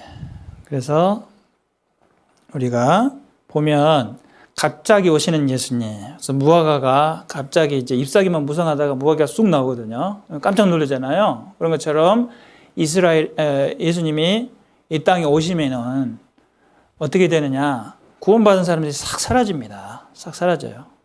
자, 이렇게 인자가 곧 문 앞에 이른 줄 알라. 이렇게 곧 문 앞에 계십니다. 자, 그래서 이 이스라엘 회복의 예언이 어떻게 되느냐? 이루어졌잖아요. 이게 사실이란 말이에요, 사실.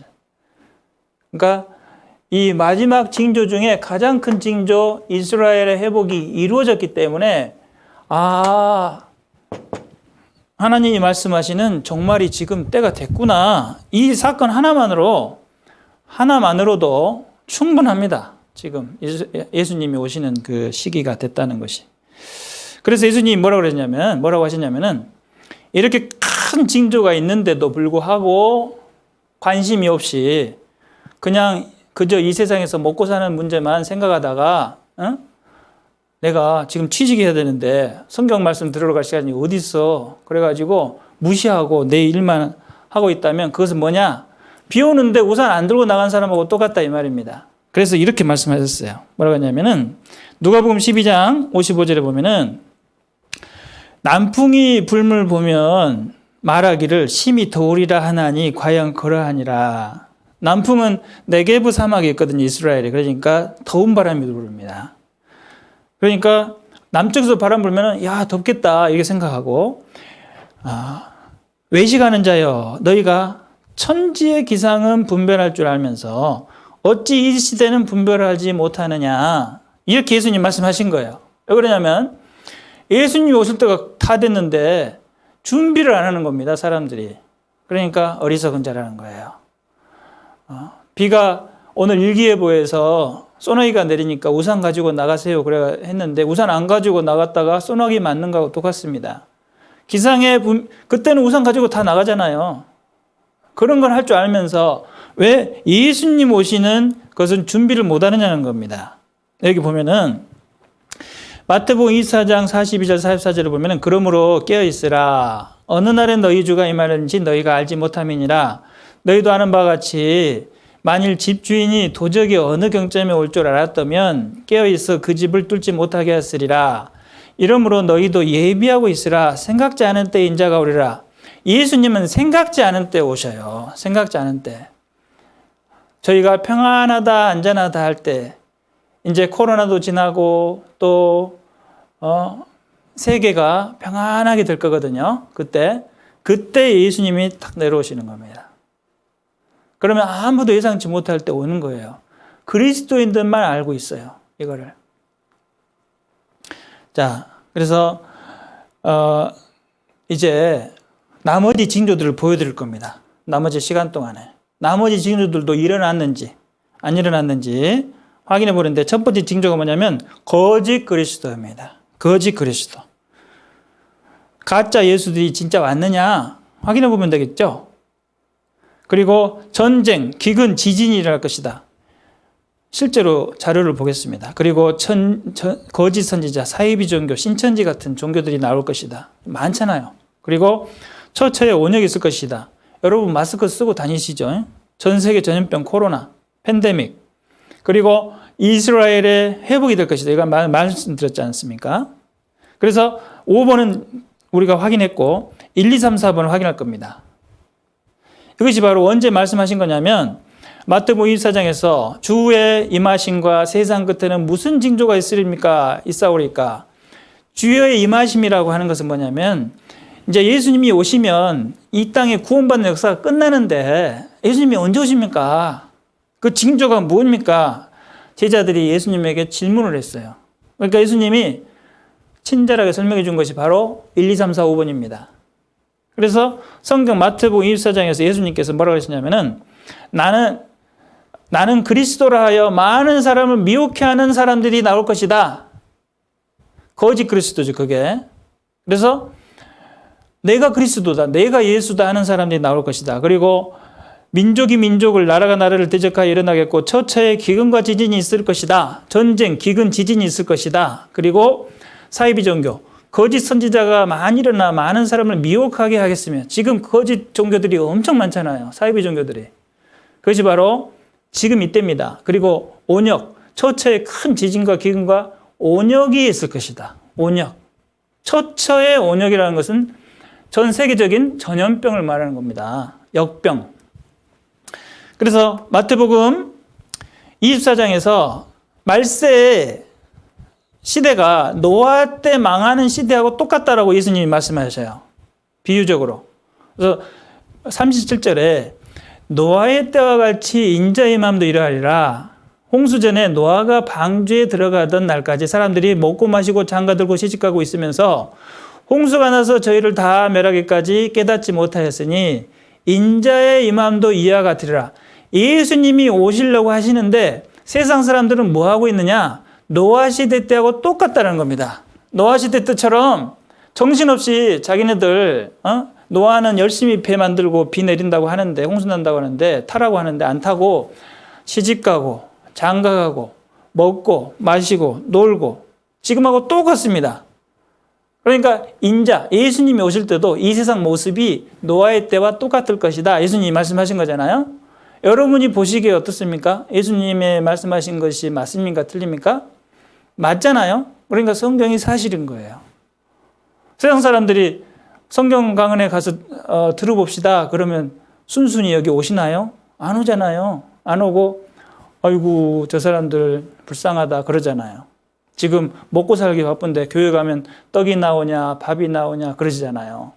지금 취업 공부하고 기말고사 보고 바쁘고 죽겠는데 그건 봐야 되죠. 근데 예를 들어서 시간이 되는데도 불구하고 무관심하는 걸 말하는 거예요. 무관심하는 거. 그래서 우리가 먹고 마시고 장가들고 시집가고 이게 뭐냐면 내 육신적인 일이란 겁니다. 육신적인 일. 이 70년짜리. 그러니까 이 세상에서의 일에 관심만 가지고 있다가 저 세상을 준비 못하고 가게 된다는 것을 지금 예수님이 지적하는 거예요. 너희들의 생명은 육신만 있는 것이 아니라 영혼이 있는 것이다. 영혼이다. 영혼이 너희들이다. 그래서 영혼이 빠져나가서 지옥 가는데 준비해야 될 것이 아니냐 예수님께서 말씀하시는 거예요. 안타깝다라는 거야. 예수님이 보시기에. 천지의 기상은 분별할 줄 알면서 시대에 그 때는 분별할 줄 모른다. 이렇게 많은 증거를 줬음에도 불구하고 하나님을 믿지 않고 지옥으로 간다면 어떻게 도리가 없다라고 말씀하시는 겁니다. 여기 보면 정말 이 표현이 무섭지 않습니까? 저희를 다 멸하기까지 깨닫지 못하였으니 다 멸할 때까지 깨닫지 못해요. 왜 지금 이제 7년 환란으로 들어가도 깨닫지를 못한다는 거예요. 다 멸하고 내가 이제 지옥 갈 운명으로 구원도 안 받고 7년 환란이 됐어요. 구원받은 사람 다 사라졌어요. 휴거되고. 그랬는데 깨닫지를 못해요. 왜 사라졌지? 저 사람들이? 저 이단 교회 다니던 사람들 다 없어졌네. 그렇게 생각하는 거예요. 그런데 나중에 죽어보니까 자기는 지옥이에요. 그리고 그 대한예수교 침례 부산교회 다니는 사람들이 천국에 가 있는 거예요. 얼마나 황당합니까? 깨닫지 못한다는 겁니다. 다 멸하기까지. 방주에 안 탄 사람들하고 똑같습니다. 그래서 방금 이제 가짜 예수를 예수님이 말씀하셨는데 많은 사람이 내 이름으로 와서 이르되 나는 그리스도 내가 예수다 해가지고 많은 사람을 미혹해 하리라. 실제로 그랬느냐? 자칭 예수가 한국에 37명이고요. 그리고 최근에 재림 예수 50명, 하느님 20명으로 늘어났습니다. 자, 그리고 내가 하나님이다, 재림 예수다라는 사람이 안상홍이라는 사람이 있는데 그 사람이 만든 교회가 하나님의 교회죠. 그 하나님의 교회 다니는 사람들은 안상홍님을 재림 예수로 믿습니다 하고 다녀요. 근데 그 재림 예수가 지금 죽어가지고 무덤에 들어가 있습니다. 안상홍 씨가. 그리고 자기 부인이 또 어머니 하나님이래요. 그래가지고 어머니 하나님을 내세우고 자기는 죽었습니다. 근데 그 어머니 하나님을 또 믿고 있습니다. 이 사람들이. 얼마나 사이비 종교가 판치는지 모르겠습니다. 그리고 문선명 씨는 자기가 하나님이래요. 그래가지고 메시아를 선언했어요, 자기가. 그래서 하나님 왕권 즉위식을 하고 다니시다가 이제 헬기 사고로 돌아가셨어요. 하나님 어떻게 돌아가십니까? 그런데 사람들이 다 또 통일교를 믿고 있지 않습니까? 그러니까 한번 종교에 빠지면 잘 헤어나지를 못한다는 거죠. 그리고 자기가 하나님이라는 사람이 또 있고요. 조희성 씨. 또 하나님이 전라도에 강림했다. 이런 프랭카드도 있고.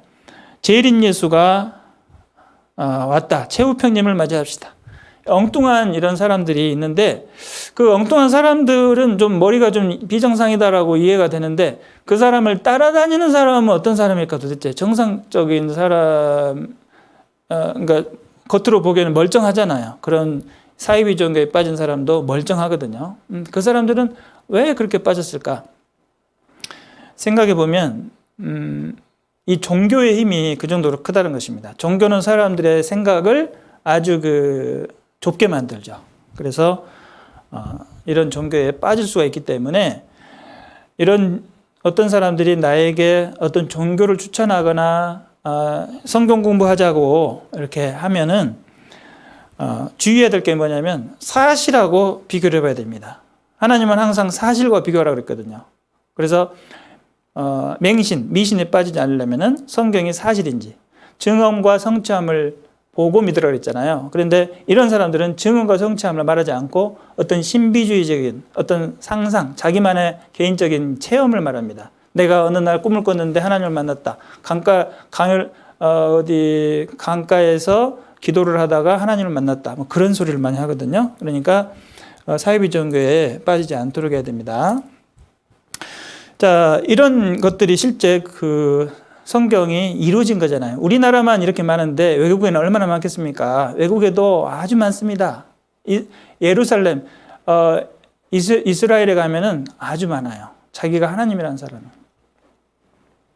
그리고 온역이 있을 거라 그랬지 않습니까? 온역. 누가복음 21장 온역이 있겠고. 근데 그냥 온역이 아니라 대한민국에만 있는 온역이 아니라 처처. 여기서 말하는 처처는 월드와이드. 그러니까 전 세계적인 온역이라는 말입니다. 과거의 온역은 국지적인 거였어요. 근데 지금은 비행기, 배, 그러니까 교통수단이 발달하다 보니까 전 세계적으로 금방 퍼집니다. 그래서 이제 최근에 일어난다는 것이죠. 마지막 시대. 과거에 비행기가 없었던 시절이 아니라. 그래서 지금은 팬데믹이죠. 9월 10일 날 2,800만 명이 있는데 오늘 12월 3일 날 6,400만 명입니다. 그리고 죽은 사람이 140만 명이에요. 미국이 1등이죠. 그런데 이게 이제 코로나는 그렇게 심각하지 않잖아요. 그런데 사망률이 예를 들어서 여기는 2%인데 뭐 3%, 4%, 5% 이제 그런 강력한 바이러스가 나타난다. 그러면 이 지금 코로나니까 좀 버틸만 하지만 좀 더 강력한 바이러스가 이제 만들어지잖아요. 그러면 진짜 큰일 나는 거예요. 왜?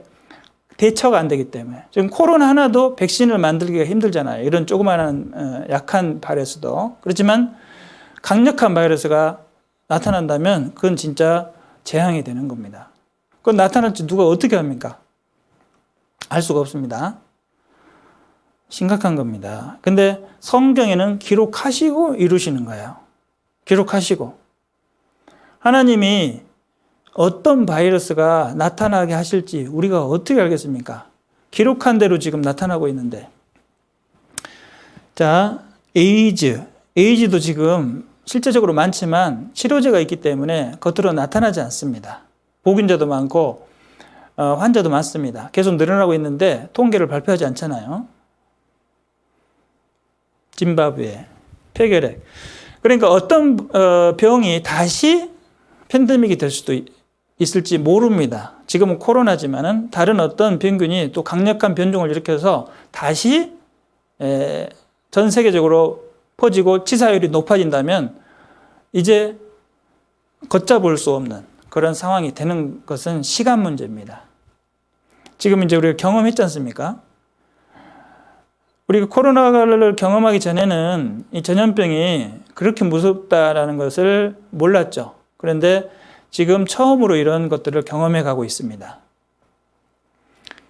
전염병 세계화. 기상이변이 많을수록 더 생깁니다. 사스, 그리고 조류독감, 메르스. 그러니까 한두 가지가 아닙니다. 지금 병이.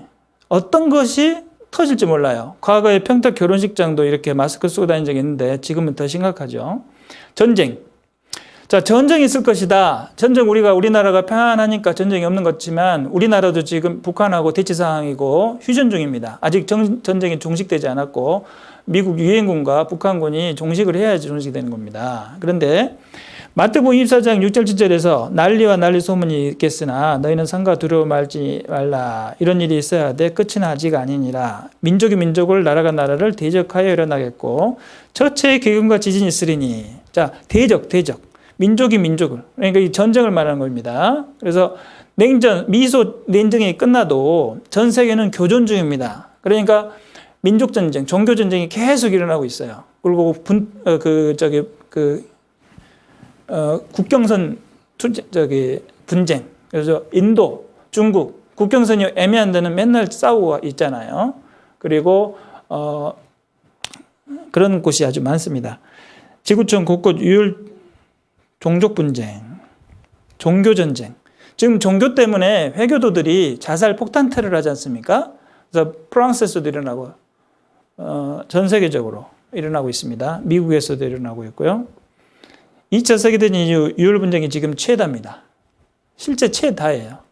그래서 이 육군사관학교 교과서를 보면은 전쟁이 날이 갈수록 전쟁 분쟁 지역이 많아집니다. 이게 키르프로스 분쟁이라고 되어 있잖아요. 이런 분쟁 지역이 55년에는 몇 개 안 됐는데 75년 많아졌죠. 그 다음에 85년 더 많아졌죠. 85년 2페이지로 늘어났죠. 그 다음에 90년은 2페이지 가득 찼죠. 그러니까 계속 늘어나고 있습니다. 분쟁 지역은. 지금 필리핀도 내부에서 내전이 많고 또 시리아도 그렇고 요르단도 그렇고 러시아에도 분쟁 지역이 아주 많습니다. 그러니까 뉴스에서 나오는 것 외에도 아주 많은 지역이 지금 분쟁 지역으로 되어 있습니다. 그러니까 처처에 전쟁이 있다는 성경 말씀이 성취가 된 거예요. 그렇게 봐야 돼요. 그리고 지진, 처처, 전 세계적인 지진이 일어난다는 말입니다. 전 세계적으로. 근데 그 지진이 일어나는 것이 왜 땅이 깨어지느냐? 죄악이 중함으로. 지금 말세에 사랑이 식어지고 온 세상에 죄악이 충만합니다. 여러분이 다 아시잖아요. 얼마나 성적으로 문란한지, 그리고 사랑이 식어지고 서로 미워하고 싸우는지 아시죠? 과거에 그 정이 많았던 시절은 다 지나가고 이제 가족 간에도 정이 많이 식고 이제 개인주의, 이기주의가 팽배합니다. 그런 것이 죄악이 중하다는 거예요. 그럴수록 지진이 늘어납니다. 그래서 최근에 기하급수적으로 20세기 들어와서 지진이 아주 많이 늘어나고 지금은 심심치 않게 큰 지진들이 뉴스에 계속 나옵니다. 그래서 지진 발생 증가를 보면은 기하급수적으로 늘어나죠. 그래서 기하급수적으로 늘어나는데 인구도 많아지고 빌딩도 많아지기 때문에 피해도 많아지죠. 그래서 IT 이런 또 못 사는 데는 더 많이 죽습니다. 그리고 일본, 이란 나라가 상관없이 다 나오죠. 전 세계적으로. 대만, 그리고 터키, 수마트라 섬. 그리고 이제 바다에서 지진이 일어나면 쓰나미가 들어오죠. 그래서 물이 들어닥칩니다. 그러면 다 물에 죽는데 일본이 특히 위험하죠. 그래서 바다가 많으니까요. 그래서 바다에서 지진이 일어나면 쓰나미가 일본을 덮칩니다. 한국도 안전지대가 아니죠. 그래서 한국도 계속해서 지진이 늘어나고 있습니다. 처처에 지진이 늘어나고 있습니다. 언제 또 경주나 포항이나 부산이 지진이 날지 모릅니다. 그리고 기근, 처처에 기근이 있다. 지금 전 세계적으로 식량난이 심각합니다. 잘 사는 나라들은 이제 잘 살지만은 못 사는 나라 사람들이 더 늘어나고 있고 또 빈부격차가 심해지고 또 왜 식량난이 심해지냐면 곡식이 줄어들기 때문에 그래요. 왜 곡식이 줄어듭니까? 기상 이변이 일어나기 때문에 날씨가 안 좋아요. 그러니까 홍수에다가 가뭄에다가 그러니까 이 경제학이 잘 안 되죠. 그래서 식량이 줄어드는데 사람들이 또 다른 사람들 안 도와줍니다. 그러니까 굶어 죽어도요 그냥 죽습니다. 애들이. 그래서 불쌍한 아이들이 얼마나 많은 줄 모릅니다. 이런 굶어 죽는 아이들이 늘어나고 있어요. 3만 명이 하루 $1로 삽니다. 테러보다 더 심각한 문제가 이 기근입니다. 아시아 10억 명이 빈곤에 허덕이고 있어요. 또 쌀값은 계속 올라오고 있어요. 왜 그러냐면 생산량이 줄기 때문에. 줄 서고 있잖아요. 그래서 이 빨간 지역이 굶어 죽는 지역인데 이게 많아지고 있습니다. 북한도 그렇죠. 그래서 하나님이 말씀하신 마지막 징조들을 계속 다 이루어졌지 않습니까?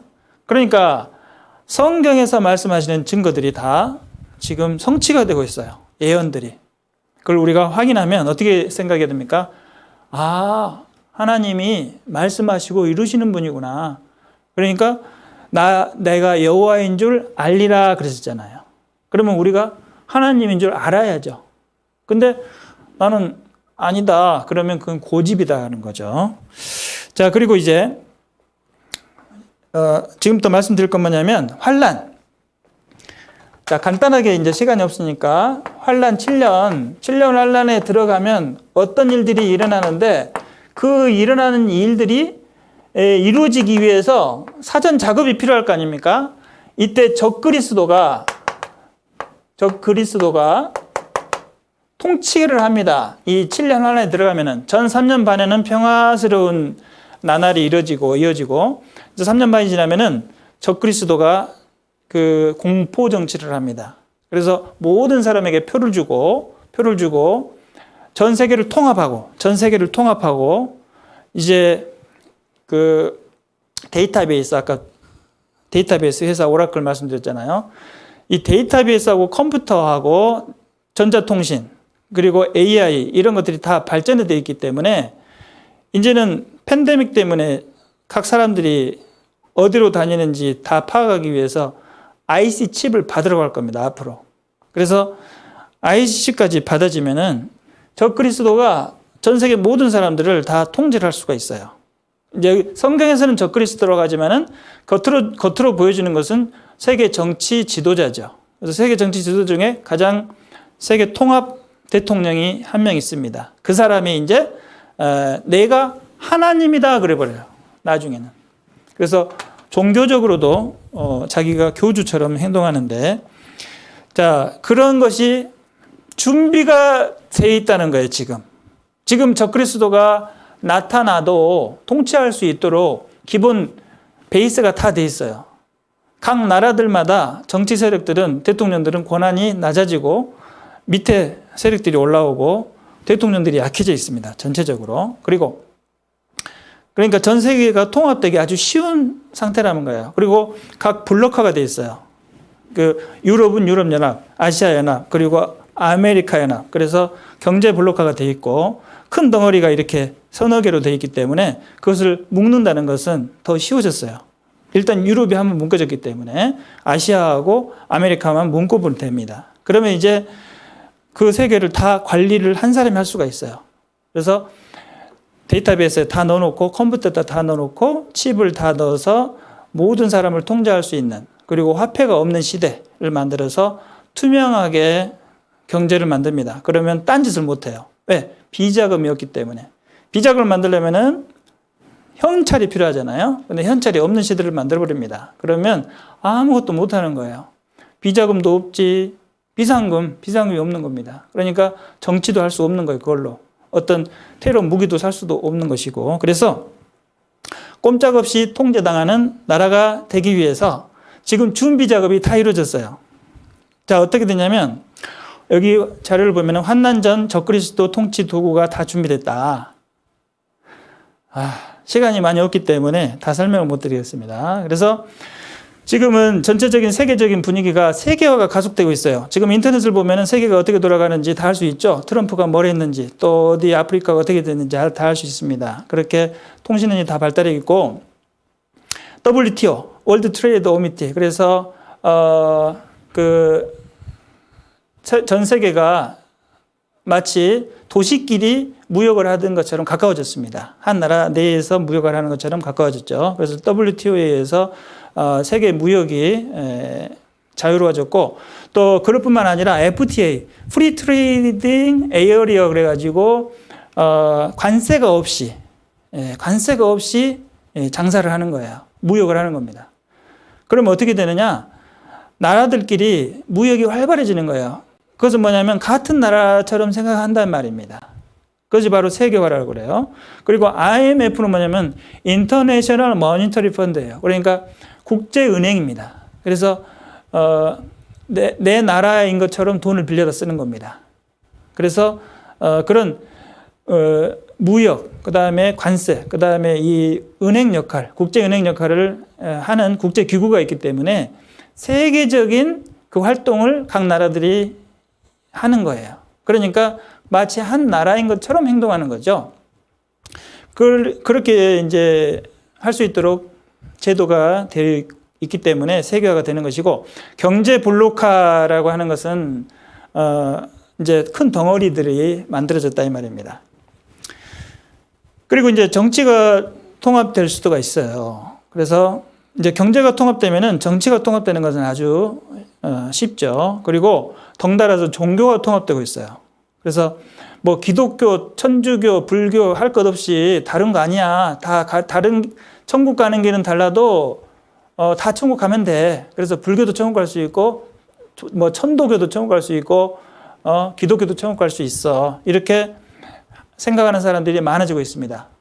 우리 저기 여의도에 있는 큰 교회 목사님도 여기 가입했어요. 그러니까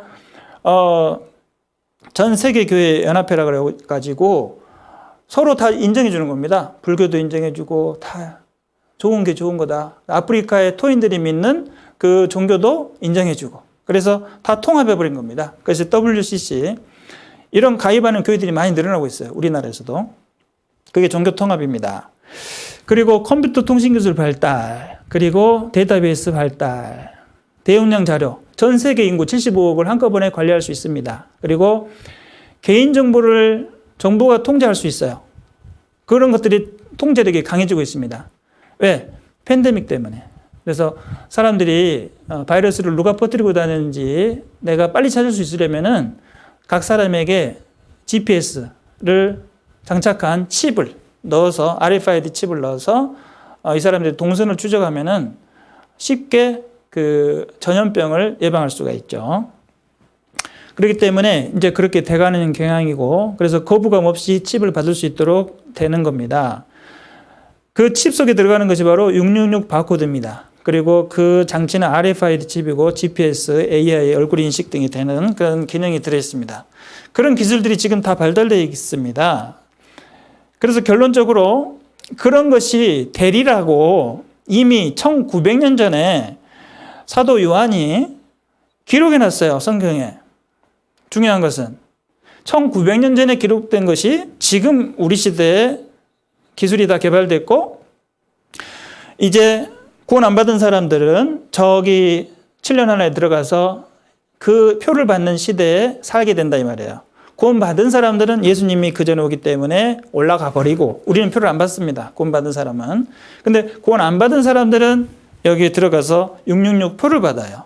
그래서 여기 보면은 16절에 저가 모든 자 곧 작은 자나 큰 자나 부자나 빈궁한 자나 자유한 자나 종들로 그 오른손에나 이마에 표를 받게 하고, 누구든지 이 표를 가진 자 외에는 매매를 못하게 하니, 현금이 없어진단 말입니다.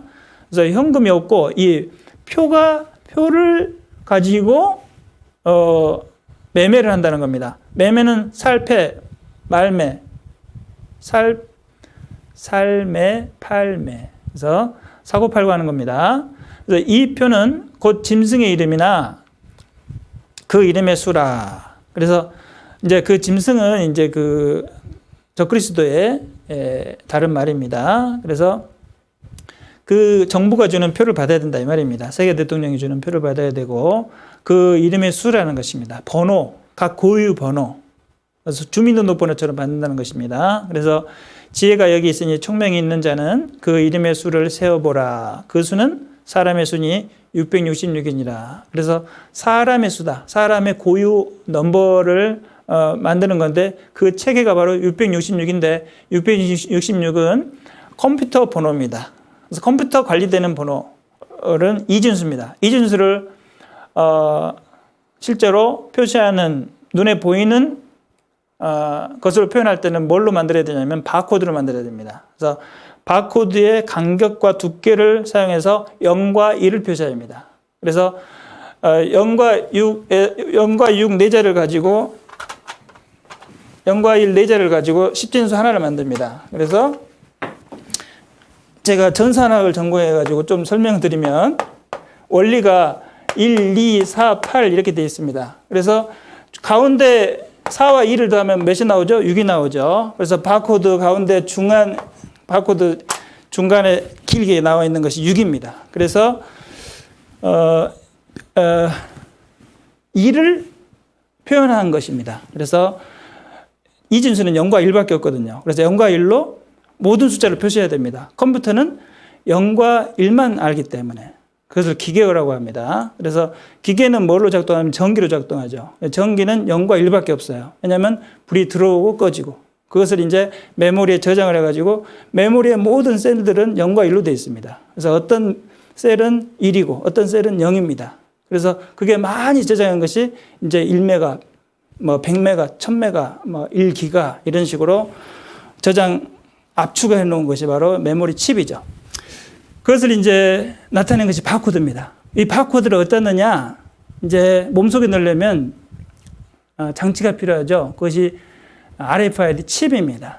컴퓨터 칩. 그래서 메모리 칩을 이 속에 이 튜브에다 넣어서 캡슐에다 넣어서 이제 플라스틱 캡슐에 넣어서 사람 속에 넣어버립니다. 그리고 배터리하고 GPS를 같이 넣으면은 들어가죠. 근데 이 사람이 이 칩을 가지고 있는 사람이 주인인지 확인해야 되잖아요. 이 칩의 주인이 난지를 확인하려면 내 정보와 이 칩의 정보가 일치해야 되죠. 다른 사람 칩을 내 속에다 넣으면 안 되지 않습니까? 그러니까 나를 인증해야 되잖아요. 그래서 인증하려면 내 생체 정보를 활용하면 됩니다. 그래서 생체 정보 중에 고유한 생체 정보가 바로 오른손에 있는 정맥 패턴입니다. 그래서 여기다 불을 비치면 정맥이 보이거든요. 그래서 여기 그림 보면은 여기 오른쪽에 정맥 패턴이 보이잖아요. 이 정맥 패턴이 같은 사람이 한 명도 없습니다. 왼손은 같은 사람이 좀 있지만 오른손은 없습니다. 그래서 오른손에 나를 증명하는 인증 코드가 되는 겁니다. 그리고 이마에 칩을 받는 이유는 뭐냐면은 성경에 오른손이나 이마라고 됐지 않습니까? 왜 그러냐면 오른손은 설명이 됐죠. 근데 이마는 왜 그러냐면 오른손이 없는 사람들, 오른손이 잘려나간 사람들은 이마에 받습니다. 왜 이마에 받냐면은 이마를 인증받으면서 눈을 인증받을 수 있기 때문에 그래요. 그래서 눈의 홍채는 고유합니다. 그래서 나를 인증할 수 있는 인증서가 되는 겁니다. 눈이. 그래서 눈 속에 들어있는 홍채의 패턴은 겹치는 사람이 없습니다. 그렇기 때문에 고유하죠. 그래서 고유한 정보는 그 사람을 인정할 수 있는 겁니다. 그래서 몸 속에다가 칩을 받는 것이 답이다라는 거예요. 그러면 이제 분실할 염려도 없고 내가 어디 가나 매매를 할 수 있어요. 그리고 인증받을 수 있죠. 그렇기 때문에 앞으로는 현금이 없어지면은 이런 칩을 받는 시대가 옵니다. 그래서 지금 짐승들한테는 그렇게 받고 있습니다. 칩을 우리가 애완동물 사면은 칩을 넣어야 됩니다. 자, 우리 교과에서 사회탐구 교과서에도 나왔어요, 이미. 그래서 이 사람은 성경을 보고 만든 게 아닙니다. 이 교과서를 만든 사람은 과학자예요. 그래서 과학자가 뭐라 그랬냐면은 자, 레이저 화폐, 그러니까 RFID로 스캔해서 읽어내는 화폐는 뭐냐면 이마나 손에 전자칩을 달거나 표시를 해놓고 처리한다 이렇게 돼 있잖아요. 그래서 이 칩을 넣어야 되는데 가장 적절한 장소가 과학적인 면에서도 오른손이나 이마에 넣어야 된다 이 말입니다. 그리고 오른손이나 이마가 어떤 작용을 하냐면 충전을 할 수 있어요. 그 칩을. 왜? 오른손이나 이마가 온도가 가장 많이 변하는데 온도가 변해야 이 칩이 충전이 된답니다. 그 칩의 배터리가. 그러니까 얼마나 이게 신기한 건지 모릅니다. 놀랍지 않습니까? 1900년 전에 오른손이나 이마에 표를 받는다고 했는데 지금 교과서에서 오른손이나 이마에 표를 받아야 된대요. 한번 보겠습니다. 2003년엔 멕시코 법무장관과 법무부 일부 직원들은 이 전자칩을 몸에 이식했다. 보안 지역을 통과하기 위해서다. 칩의 크기는 쌀 한 톨보다 약간 큰 정도. 라이오니가 칩을 제거하는 수술을 받지 않는 한 이 칩은 영원히 그의 몸 안에 남아있게 된다. 일부는 머지않은 장래에 이 칩이 신분증을 대신하리라 생각한다. 새로운 감시 기술에 동참하는 것이다. 앞으로 20년 내에 흔한 일이 될 겁니다.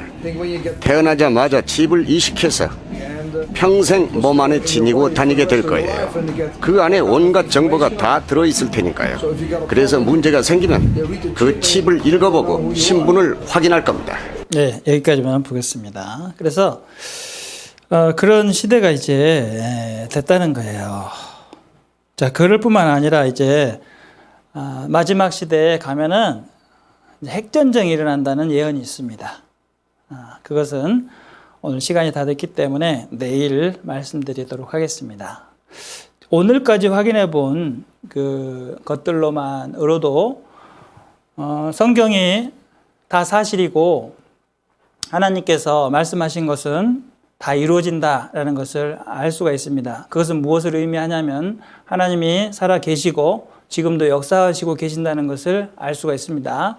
이런 사실을 확인했음에도 불구하고 내가 하나님을 믿지 않고 그냥 내 편할 대로 살아야겠다라고 한다면 이것은 큰 잘못이라는 겁니다. 같이 기도드리겠습니다. 하나님 아버지 감사드립니다. 하나님이 살아계시고 역사하신다는 그 증거를 성경과 이 역사를 통해서 알려주셔서 감사합니다. 선지자들로 하여금 하나님의 말씀을 미리 기록하시고 그 기록된 말씀이 그대로 우리 역사 가운데 이루어진 것을 확인할 때 정말 하나님이 계시다는 것을 믿을 수 있도록 해주셨습니다. 오늘까지 말씀을 통해서 내가 하나님을 믿을 건지 안 믿을 건지 확실하게 양쪽 중에 하나를 선택하고 결단할 수 있도록 도와주시고 또 내일 이어지는 말씀 속에서 우리 하나님 앞에 우리 모든 사람의 운명이 어떻게 되는지를 배워서 알 수 있도록 도와주시옵소서. 오늘 돌아가는 발걸음도 지켜주시고 내일 모든 분들이 참석할 수 있도록 인도하여 주시옵소서. 감사드리며 예수님의 이름으로 기도드렸습니다.